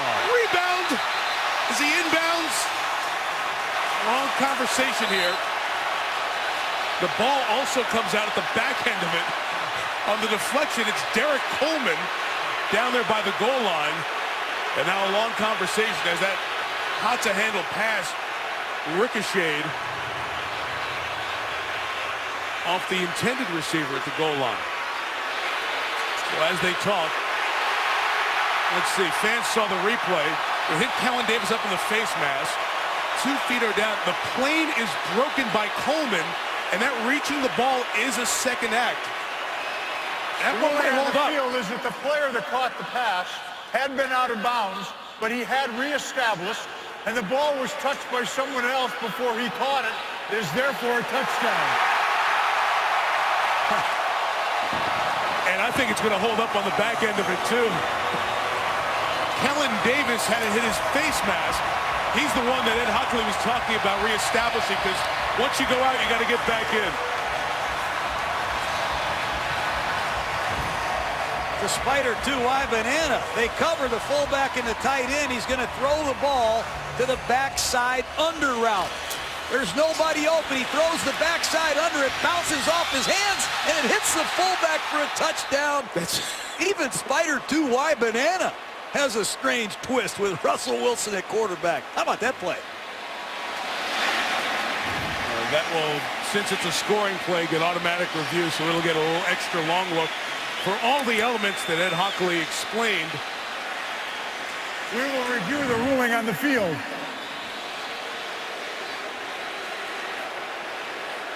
So a lot of things to look at, including and starting with the player who was out of bounds coming back in and reestablishing. Sean Payton's yelling at the line judge, John Hussey, about the roughing the passer call and the holding that was wiped away. Now in replay, we'll see if this bizarre touchdown stands. All right, Ed Hockley has had the look under the hood to confirm everything on that play. And at our looks in replay, Derek Coleman, who ended up catching the ricochet, seemed to not go out of bounds. Guess as this stands or is the confirmed. ruling on the field is confirmed. The receiver did get back in bounds with both feet before he caught the ball. He then made a move into the end zone with the football and scored the touchdown before he hit the ground. Touchdown. There's Coleman, who was inactive the last 4 weeks. You see, he never did go out of bounds. And that is the first touchdown for Derek Coleman.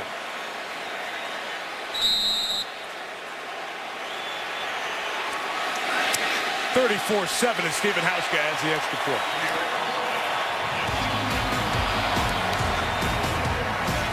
Seattle with a big old exclamation point tonight. Little headbangers ball down at Neumos on Pike Street. Sandrider was playing, and they helped us out to get the decibels. The bass is 101, the lead guitar 112, the drums 118, the whole grunge sound at 126. But you know, you're getting carried away, Mike. The Guinness World Record folks do tell us, John, that a world record was set tonight with the decibels at 137.6, breaking the mark held by the Kansas City fans last month. And so that story goes. Tavares Cadet with the return to the 22-yard line. So does anybody want to come here and play a playoff game? If things hold up, people will have to. Seattle is trying to get to 11-1, and you see everybody else in the conference has at least 3 losses, so they would be 2 up. They have a game with San Francisco coming up. The Seahawks will have a great opportunity with fate in their own hands to close this thing out and send everyone out here in January to try to get across the country to the Super Bowl. Here's the run by Ingram on the edge. A hard run by the former Heisman winner and a gain of 8 for Mark. That time the ball bounces out to Sherman. He can't make the tackle, but that triangle defense they play here. Here's Earl Thomas to minimize the gain. 3 deep, 4 underneath, over and over, and Thomas is at the top of the triangle. He's the deep safety.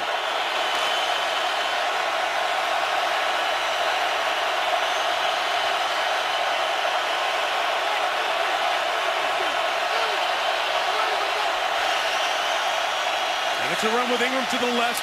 He'll get to the 30-yard line. John, you always tell me that at cover 2, the defense with 2 safeties deep. There are cover 2 beaters, you say. There are always plays against that defense. How come there aren't plays against Seattle's triangle, as you're talking about it, if they're running it so often? A lot of teams play a 3-deep defense with the corners off. Right. These Seahawk corners are right up in your face. And the 4 underneath defenders, they're not as good as the ones they got here in Seattle. They play the coverage and they rush the passer. That's why everything works here. Plus, you can't even hear the ball snap. This 12th man assists them as well.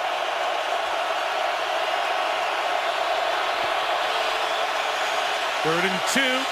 Brees can't find anybody open. He just has to get rid of it. Flag down late. Hit on Brees. I think is going to cost Pete Carroll's team the ball. It'll be a first down for New Orleans. Let's see. Let's see if they're going to call that or they're going to call grounding. They'll call something. Personal foul, roughing the passer. Helmet contact, number 29. 15-yard penalty. First down.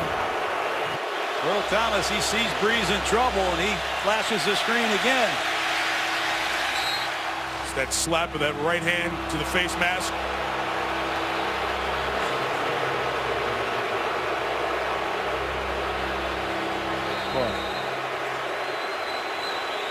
That'll take the ball out to the 45-yard line. Only the second time the Saints have been past their own 30. The other time was on their touchdown drive. Take a shot here. The play action, the look is deep. Brees will try to find it to Graham, and the safety corner, actually, Maxwell, comes in and breaks the play up. Maxwell. He's another Pete Carroll company man. He just waited for his chance. He's mastered the techniques. Jimmy Graham on another sail route with a deep clear out. And at the top of the screen, number 41, Maxwell, sees it the whole way, drops his coverage, and almost intercepts his pass. But Pete Carroll continues to develop defensive backs that are long, tall, and they master these techniques that they teach here in Seattle. Man, are they good on the edge. Four-man rush. Brees hit as he threw it, and it's incomplete. The pressure from Clinton McDonald, fifth-year man out of Memphis, once played for the Bengals. Well, McDonald got cut at the end of training camp. He's come back and become an inside pass rusher for the Seahawks, and Drew Brees can't set his feet. Third and long, and I don't have a statistic, but third down and 10 or more, I bet it's less than 10% against the Seahawk defense. They were 3 of 34 coming in tonight. I thought so.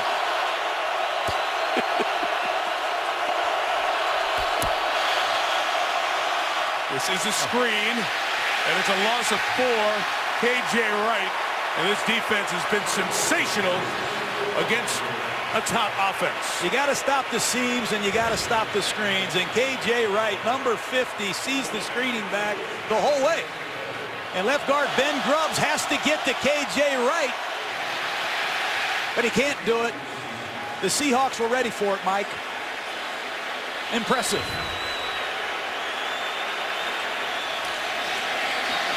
Punting is Morstead. Tries to send Golden Tate over to the sideline. He's going to return it from the 13. And the spinning Tate tracked down at the 25-yard line. New Orleans Saints offense averages 415 yards a game, third in the league. Tonight against Seattle, 104 yards. 100 miles south of Canada, ranked the most literate state, or literate city, I should say, in the country, Seattle. Well-read folks, loud folks too. Yeah, they're loud, and now they're literate too. Boy, you're really something. Thanks. Just want you to know that you're around other smart people like yourself. Right? This is a great place. People often talk about the rain, but there are a couple of hundred sunny and beautiful days out here. Especially in late spring and summertime. From the 25, Wilson starting another drive, and their drives have been just great. Tate starts it with a gain of 12 as he's pinballed around. So remember, they scored on the one turnover by New Orleans, and then add to that not just the scores on these drives, but John, long drives, 60, 70, 3 drives, almost 80 yards, 2 over 80. Just impressive. That's a credit to Darrell Bevell and this offensive system. Remember, Drew Brees and Sean Payton been together 8 years. A lot of that shows. Bevell and Russell Wilson just in their second year together. Makes you wonder where they're going to be 3 or 4 years down the road. If Bevell's here for another 3 or 4 years. Lynch runs to the right. Gains about a yard. He had a couple of head coaching interviews last year. Bevell was the offensive coordinator in Minnesota, was a quarterback at Wisconsin, much like his quarterback now, Russell Wilson, quarterback Wisconsin, to a Rose Bowl win back in '94, and he told me he remembers watching Russell Wilson lead Bevell's alma mater, Wisconsin, to the 2011 Rose Bowl and the success there. So many people had questions about the height, and that's why he went 75th, and people passed on him. But Pete Carroll spoke to his mentor in the business, Bud Grant, the legendary Vikings head coach, who had Fran Tarkington, said, no, you can do it if it's a special type player. And Wilson is showing that again tonight. Out of the pocket, just getting rid of it as his intended receiver, Zach Miller, was covered. Great job that time by Junior Gillette containing Wilson. It's the 5th different bootleg that the Seahawks have run tonight. That time Wilson did a nice job throwing the ball away, living for another down.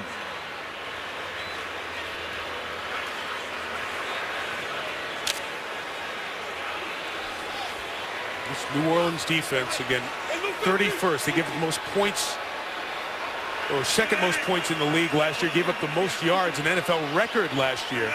They turned all those numbers around, but Seattle putting it on them here tonight. And so much of it has been Wilson making decisions and moves. He pitches that to Lynch, and the question was it forward? And it was, so this will not count. except in the bruise department. Past the line of scrimmage, it'll be termed an illegal forward pass. We're going to hear from Ed Hockley again, but what a play by Russell Wilson. Sensing that Marshawn Lynch was there to receive that pass. Illegal forward pass by the offense, number 3. The pass was thrown beyond the line of scrimmage. 5-yard penalty from the spot of the pass, and a loss of down. Brings up 4th down. I think that's a correct call. He's waiting for Lynch to backtrack a little come bit. Back with me. Well, we're starting to see that with read options, that pitch phase, as it's called, of the read option, where receivers are mirroring quarterbacks, much like college ball, and pitching it backwards after the line of scrimmage. Watch these gunners, Mike. Lane and Curse on the outside. I want to go back. They've given up 15 punt return yardage all season. The one Sproles returned in the first half was called back because of a penalty.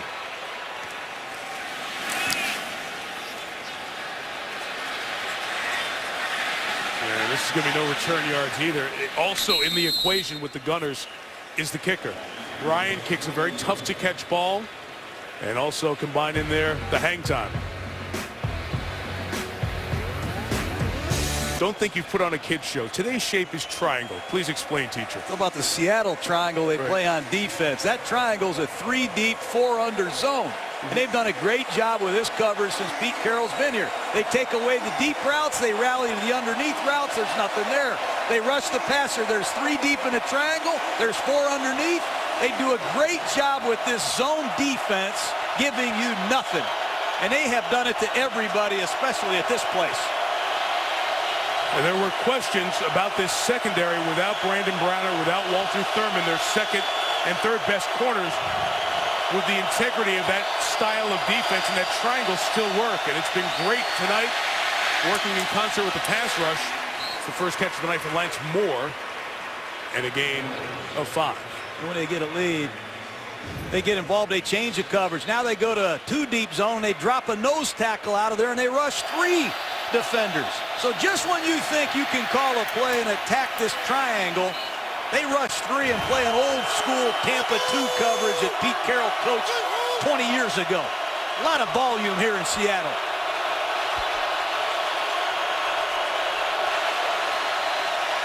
Second and 5.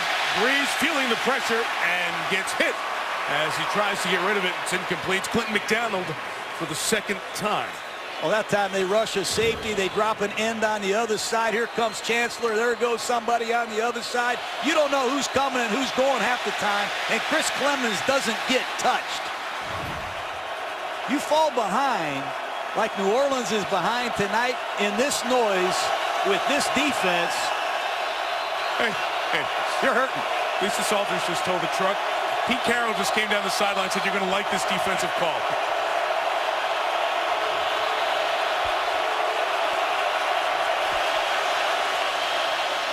Twist, pressure on Brees. That pass is caught. There's a flag down as Moore makes the catch. And that flag is thrown for offside, so that's not the call they were looking for. Let's look at it here. It's a 5-yard flag. That should be an automatic Offside. first down. Defense number 91. The penalty is declined. The play results in a first down.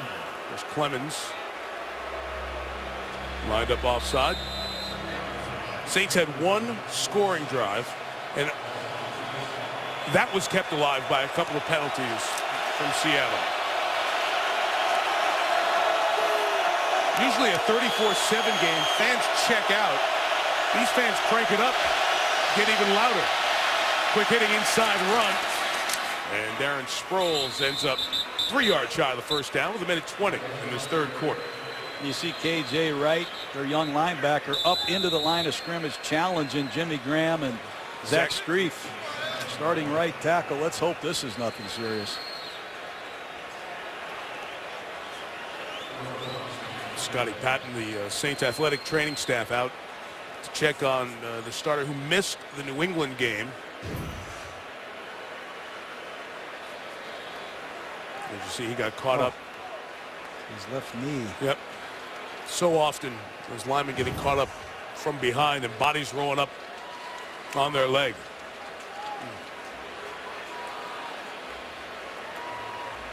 Bryce Harris, number 79, who's been a extra tight end in situations this year, will go over to the right side, and you just have to hope that Streif walks away from this.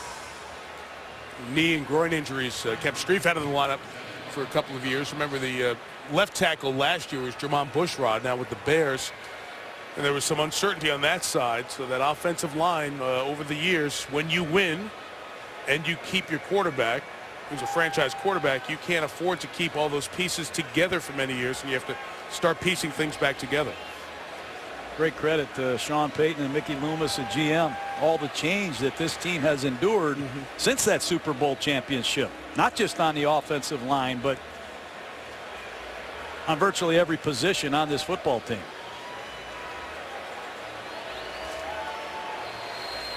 Of course, Sean Payton coming back after the year suspension, telling us, as we sat down with him yesterday and talked with Drew Brees as well. Brees said how locked in Payton has been this year. He's always focused, play caller, very much involved. But remember, as Streif walks off with a limp, and they'll certainly diagnose that tonight and into tomorrow, Sean Payton had gotten away from the play calling a bit once he had his leg injury when he got rolled up on the sideline in Tampa a couple of years ago, but got back into it as he spent that year out of there. And Brees had said no detail is missed this year by Sean Payton. So locked in. And that focus has been shown up to this point by the play and performance of this team. Well, he's special. There's no question about that. 2nd and 3.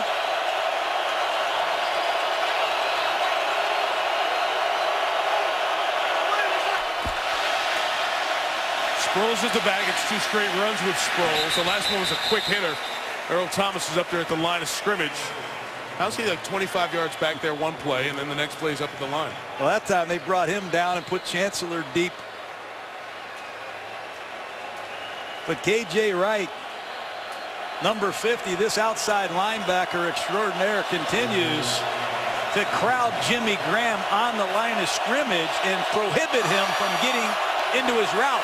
Let's see if the Saints open him up. Yes, they do.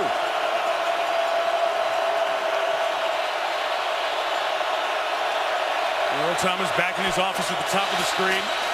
It is Sproles on a quick pitch to the left. He puts his head down and gets the first down. Shy midfield as his 3rd quarter comes to an end. Only points of the quarter scored by the Seahawks. Up 27 on Monday Night Football.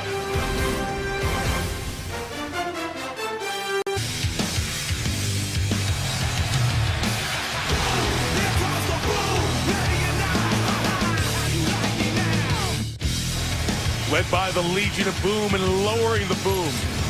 Seattle 34-7 in this matchup of 10-1 against 9-2. We start the 4th quarter here at CenturyLink Field. Mike Tirico, John Gruden, Lisa Salters, and our Monday night team. Look at these big guys for Seattle that come out onto the field. Meebane, Red Bryant, and McDaniel.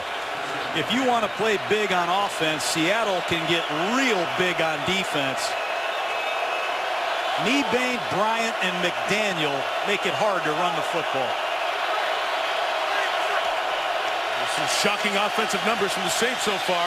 Brees looked deep, it was covered, and back to Jimmy Graham in the middle. Finally some space as Graham gets to the 31-yard line. And Chancellor erased the end of the play with a big hit. They blow the coverage, just a basic cross. There's nobody there. And watch this elusiveness after the catch. That's the 2nd time I've seen a Saints skilled receiver make a Seahawk miss in the open field. I saw Earl Thomas miss Sproles.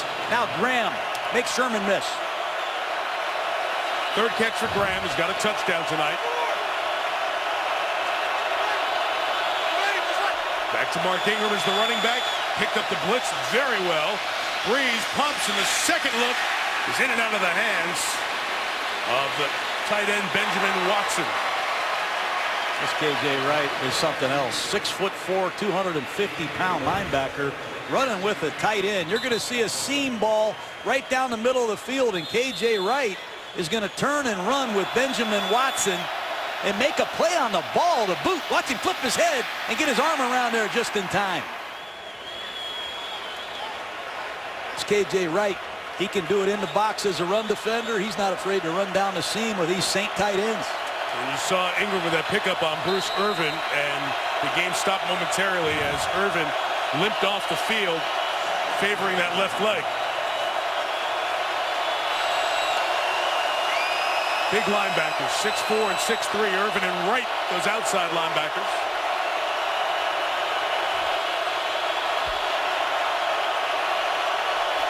But on 2nd and 10, it is Brees, again moved off the spot, throwing for Meacham. It's deflected by Maxwell and incomplete. Byron Maxwell, running with Meacham. All skills. Saints do a great job with their pass protection.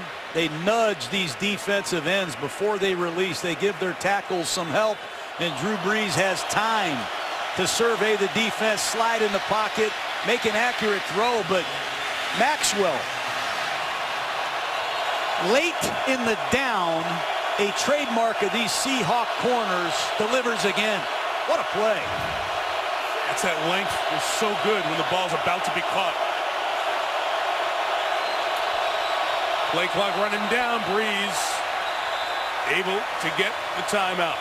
A minute into the 4th, and everything is a chore for the Saints on offense. Getting cold. Temperature in the 30s and plummeting in our area. Coverage tonight from Seattle. Brought to you by DirecTV.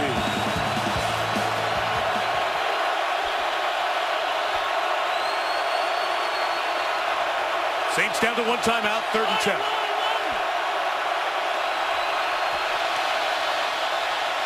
Pressure comes again. Brees sliding off the spot. Beautiful throw to Kenny Stills. And the rookie's catch is a first down inside the 20. What a play by Brees. Free rusher in his face. Really The incomplete. pass was incomplete. 4th down. Take a look at it. Good call.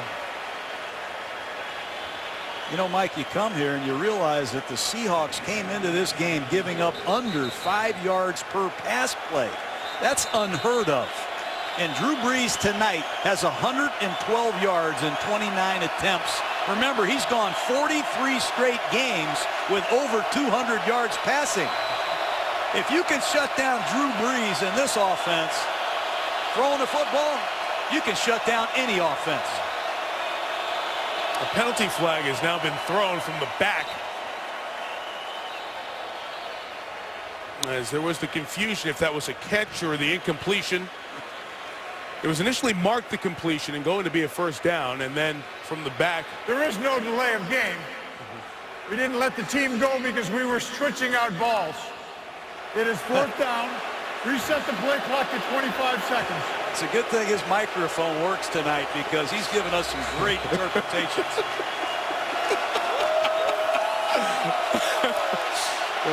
Yeah, when Cleve Blakeman, when everyone wanted a longer explanation a couple of weeks ago, Ed was glad that that memo was sent out. He's glad to oblige. Need to get to the 22. Keep this drive going, and Brees taking a shot for Graham. Incomplete. The combination of Chancellor and Wright force the Saints back to the bench. Everybody said you better have Richard Sherman cover Graham. And they said, no, we're going to let all our guys have a shot at him. That's KJ Wright again, making a case for the Grinder Award tonight. How many linebackers go out there in one-on-one coverage with Jimmy Graham? Not many. And again, Chancellor with help over the top. Talking about the passing yard struggle, John. Only 109 total passing yards for the Saints in net passing here tonight. And the point you made, they have 200 or more passing yards in each of their last 43 games. And tonight, when going for Jimmy Graham, it has been 4 no-goes and just the 3 completions for the 42, including that 1 touchdown.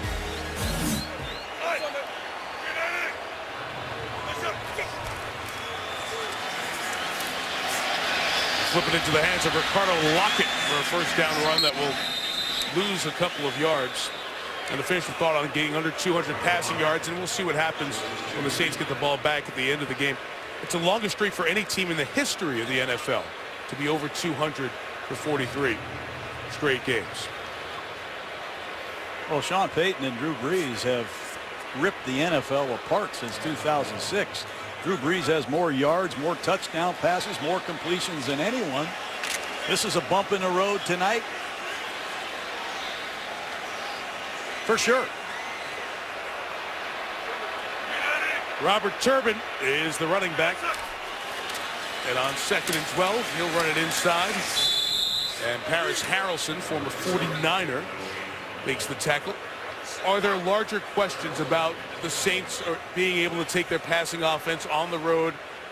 It wasn't a perfect night tonight, but it wasn't awful weather conditions. Do you have any more questions about that after this game? Well, their one-loss record on the road speaks for itself. They've been a good road team, but I think you have to look at what is the Saints record when the temperature or the wind chill is below 40 degrees. I went through this in Tampa. We didn't win a game in our franchise's history below 40 degrees until the year that we actually won the Super Bowl. But these are questions that you still have to, I think, answer. 3rd and 10, Wilson in trouble, and he is brought down. So Harrelson, who made the play on the run on 2nd down, comes up with the pressure and in on the sack of Wilson. I think a big question for Sean Payton right now with a 34-7 game is you have a short week and you got a long flight home. And you have a team next week on Sunday Night Football, the Carolina Panthers. Yes. I might pull Drew Brees out of this game and prepare for another day, because there is a lot of big football games left for the Saints. Ryan with that knuckleball kick. He dies there at the 43. And how many return yards there? Well, there's not going to be any on that. No, there's not. And it stays at 15 for the entire season. It stays as a night of frustration. And the Saints offense, usually a smooth operating machine, stuck tonight. John was talking about with what is ahead, the hottest team in the NFL after rolled off 8 in a row here, Carolina, twice in the next 3 games. And although the record with the Rams and the Buccaneers is below 500, we have seen them play in recent weeks, and you know, not an easy out with the pass rush off the edge from the Rams, and the way Mike Glennon and Levante David on the defensive side have led a little resurgence as Tampa had won 3 in a row until yesterday. Brees just throws the screen at the feet of Darren Sproles as it's incomplete. Zach Strief hurt on the last drive, the right tackle, getting his ankle x-rayed as that injury concern John alluded to continues here for New Orleans. Updating the Seattle side, their tight end Kellen Davis was hit in the helmet by that ricochet pass in the 3rd quarter. He's back in the locker room being evaluated for a concussion. Brees to Sproles.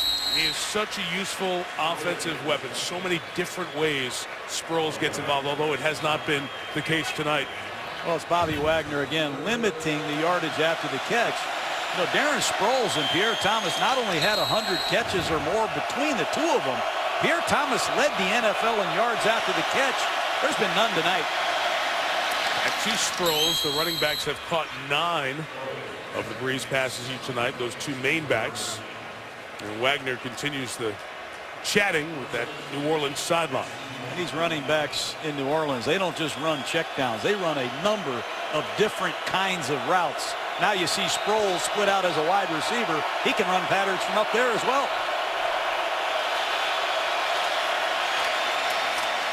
Caught by Colston. John here, looks like Seattle just dropped back with a couple of deep safeties and just let all the underneath stuff milk the clock down as we approach 10.5 left here in the 4th quarter. And Brees is relying on the quick game and this no-back set. That is a trademark of the Saints. Jerron Johnson, backup safety, in for Seattle. As Sproles works the sideline, Malcolm Smith, 7th-round pick out of USC, throws him out of bounds. Speaking of USC, that's other big football news here as USC hired Steve Sarkisian, the coach of the University of Washington, today. Sarkisian, who was with Pete Carroll during Pete's USC days. They're taking turns with the same pattern. Pierre Thomas And Sproles working against these outside linebackers of the Hawks. Pretty quick, Pete Carroll is going to blitz this no-back operation that the Saints have used for the last 5 plays. On 3rd and 1, Brees gets pressured, and he gets brought down by Michael Bennett. Bennett, who earlier on the deflection ended up getting the touchdown.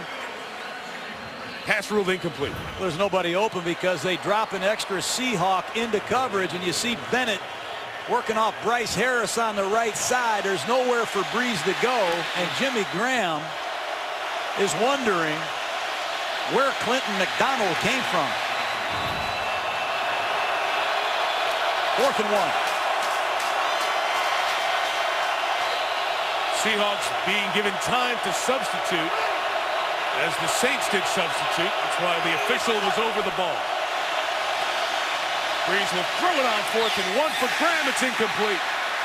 And for the second time in as many drives, New Orleans cannot convert on a 4th down. And they remain stuck on 7. Great week of college hoops starts tomorrow night. Big Ten ACC Challenge. My basketball partner, Dan Dockich, waiting in Syracuse. We'll have Indiana-Syracuse from the Dome tomorrow night, and then Michigan against Duke. All the networks will have college hoops tomorrow night. Looking forward to that premier doubleheader in the Big Ten ACC Challenge tomorrow night here on ESPN. Robert Turbin with that run to the left and gains 2 yards. Russell Wilson and the things he does. Well, he's got a quick release in the shotgun, particularly. That ball's out fast. And his throwing mechanics, he's got that high elbow, over the top delivery. He senses passing lanes. His footwork, 3-step, 5-step, 1-hitch deliveries. He can execute a lot of different kinds of passes. He's been well trained back from his college days at North Carolina State, Wisconsin. And it's paid huge dividends. It's allowed him to explode onto the scene. 2nd and 7. That pass is deflected, which is rare. I shouldn't say rare, but rarer than you would think for a short quarterback. An incomplete. Cameron Jordan got the tip. So where is Wilson? It's 11th in the league. 1 pass deflected every 55 of his attempts. And immediately you would think with the shorter quarterback, that's concern number 1. How often do you get passes batted down? But for him, and he takes great pride in it, it usually doesn't happen, but did there. No, he does not telegraph throws. A lot of these passes are batted down because defensive linemen read the 3-step drop. They know they're not going to get there, so they put their hands up. You can call J.J. Watt, Mike, and ask him about that. 3rd and 7, and that throw in the middle is open for Zach Miller. A 60-yard catch earlier, a touchdown earlier, and now a 1st down to milk more time off the clock. The thing that amazes me is his vision in the pocket. I mean, these are big people rushing him. There's big people protecting for him. He's 5'11", whatever you want to call it. But he played behind those monsters in college. And Pete Carroll has surrounded him with some big linemen here in Seattle. And vision is not a problem. And clearly size is not the issue with Wilson. Wilson now over 300 passing yards for the night. 308. Robert Turbin with his run to the 38-yard line. All right, so Mr. Quarterback Camp, let me ask you a question. You've seen Brees, and you know what he can do, and now you see Wilson and what he is doing. Will you evaluate Johnny Football, other quarterbacks who are not prototypical height, a bit differently because of the success these players are having now? Yeah, I sure am. And when you watch Johnny Football play, there's going to be a lot of people that are going to make that comparison right away. You go nowhere in this league without a quarterback. And right now, Drew Brees and Russell Wilson have opened the door for men of all sizes. I'm excited for them.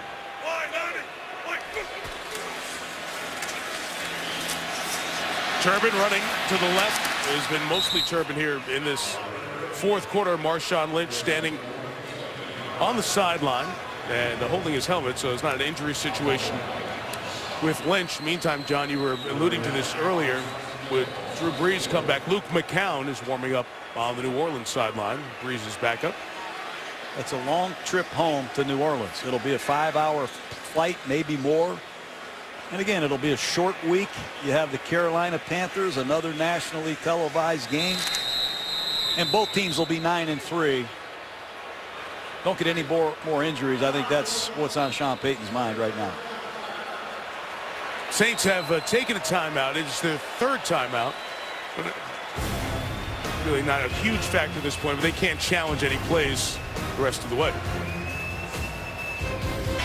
Scott Van Pelt and John Butchergross, Mr. College Hockey, standing by in the studio. They'll anchor Sports Center from Bristol and across the country here in Seattle.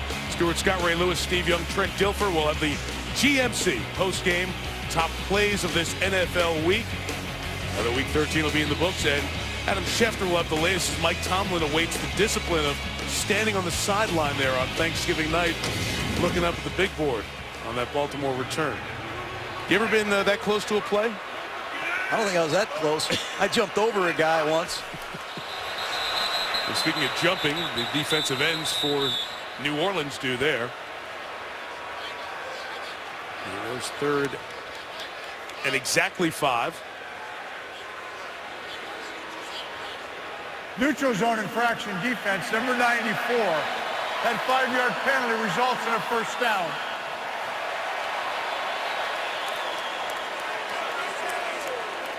This whole noise thing, John, and you have coached in the Superdome when you were in Tampa. You coached in Denver when you were coaching the Raiders. So you know about loud atmospheres. The communication factor is one thing. It just makes everybody a little more tense and a little more uptight as you go into a game. Here's the run by Turbin for 3.5 yards. Will teams be able to have a game plan to combat that when they come out here to play rest of the regular season, obviously in the playoffs as well? Yeah, the noise is a big part of their success, but these players and the system of football that they use here is the big story. Yeah. They had a lot of noise here when I was coaching the Raiders. We came out here and played in a place called the Kingdome. Oh, yeah. And then we came out here and played in a temporary stadium while they were building this place. That's the and University it was of loud. Washington. Yeah. But we were able to compete because they weren't as good then as they are now. These guys are really good.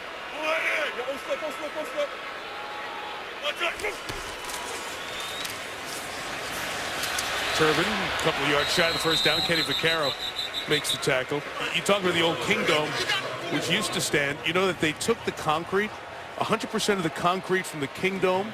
They processed it and recycled it and used about half of it in building this place. So they were environmentally sound. How long have you been here, Mike? John, it is a long flight, as you know. So you leave no stone unturned. You got literacy stats. You've got loudness. You're in bands. You're listening to, I don't know, Mike. Worried about you. I like the thing that they did with the start of the game where the fans chant Wilson, that Fish song that they have played for many years. This is such a neat vibe, and it starts with the team and the practices that go on as well. When you go to a Seahawks practice, just a good, fun vibe. It's a lineman lined up at the fullback spot as the run by Turbin is a yard shy of the first down. Yeah, they put Sweezy, their starting right guard, at fullback. And they failed to block the backside. Here's an interesting story, though. Sweezy off the left side. They just don't cut off the backside. And there's penetration. It forces this 4th down and 1. Jumbo again. I expect Sweezy to be in the backfield. You see Jean-Pierre, number 61, is checked into the game. There's a lot of big linemen in here for Seattle. This is an offensive lineman's dream, to play fullback in a short yardage situation. And Turbin gets the first down to the 44-yard line. You know, this Pete Carroll has done a great job here, Mike. And the story coming in here was these suspensions, and Pete Carroll had to do something. They've had a number of Seahawk players get suspended, but they competed everything here. And there's extraordinary commitment amongst these Seahawk players. If Pete Carroll's guilty of one thing, he's just too compassionate for these Seahawks. He loves these players, and I can't fault them for that. He helps these players through tough times, and I think we need more guys like Carroll.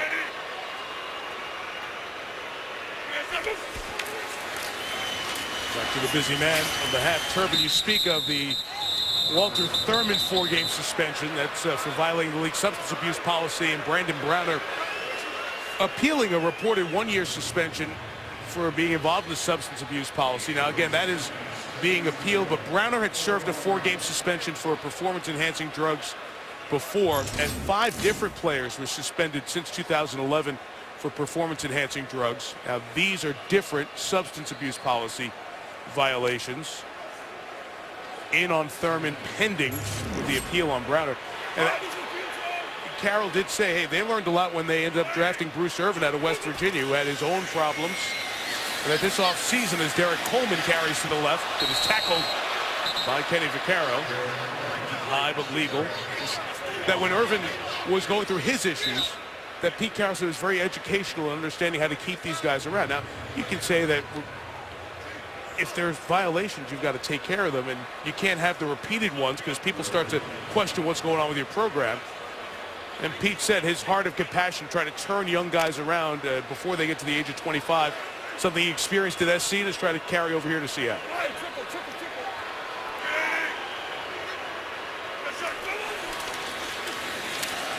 Third and 9, and Wilson on the throw. It is Luke Wilson looking at a Rice, taken down low by Malcolm Jennings. It'll be 4th down, and it'll take us down to the 2-minute warning. 34-7. What a show by Seattle. Clearly atop the NFL right now.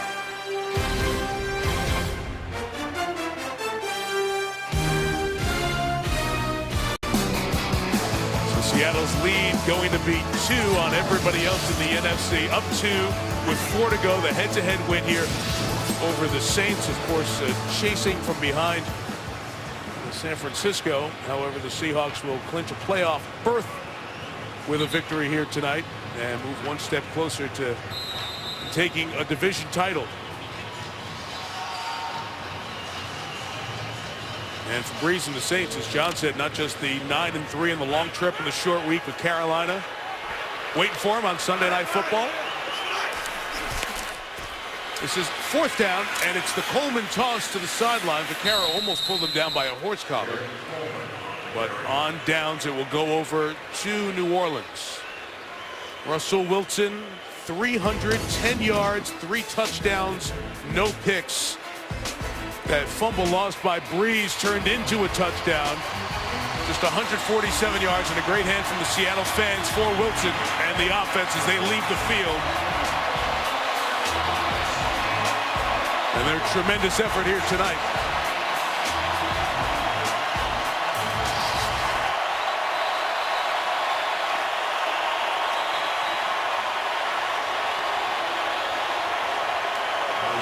They honored Wilson, and the fans gave the cheer coming off. They put up on the board that they broke the Guinness Book of World Records sound mark. A big hand for that. Ingram runs as Luke McCown hands it to him. So John, the night for Brees is done. And Drew Brees is under 200 passing yards here on the night as you look at McCown, who has not thrown an NFL pass in a couple of seasons. Was with Jacksonville in 2011, mop-up duty Atlanta 2012, and for a brief moment here this year with the Saints. One of my old quarterbacks.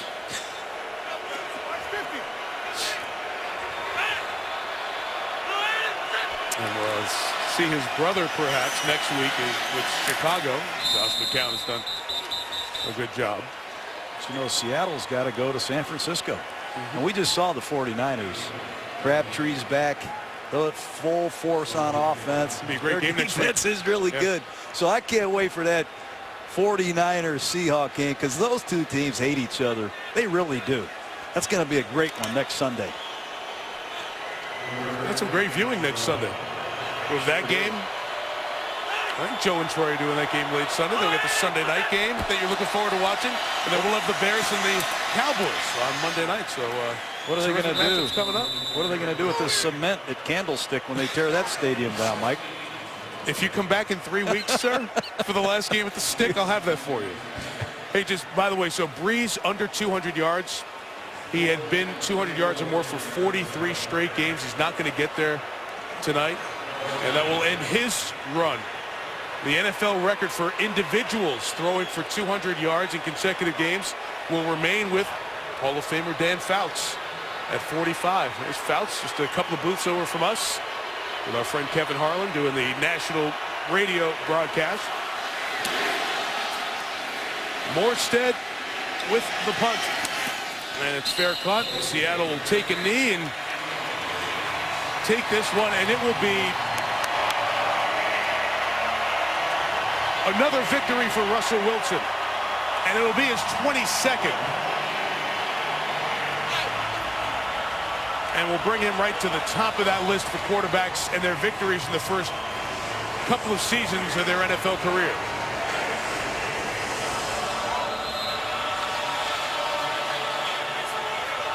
Ben Roethlisberger is the man with the 22 victories in those first 2 years. So they are tied for first in that column, and Wilson's got 4 more shots to break it.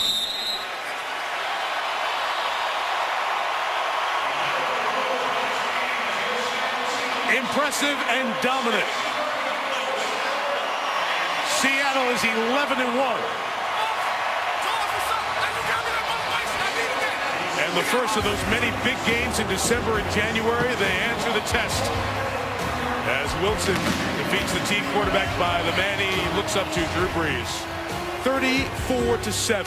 The GMC postgame on SportsCenter is coming up next. And John Butchergross and Scott Van Pelt back in the studio with John Gruden, Lisa Salters, our entire Monday night team, Jay Rothman, Chip Dean, and everybody down in the trucks. Mike Tirico, so long from Seattle. Don't touch the remote. Here comes SportsCenter.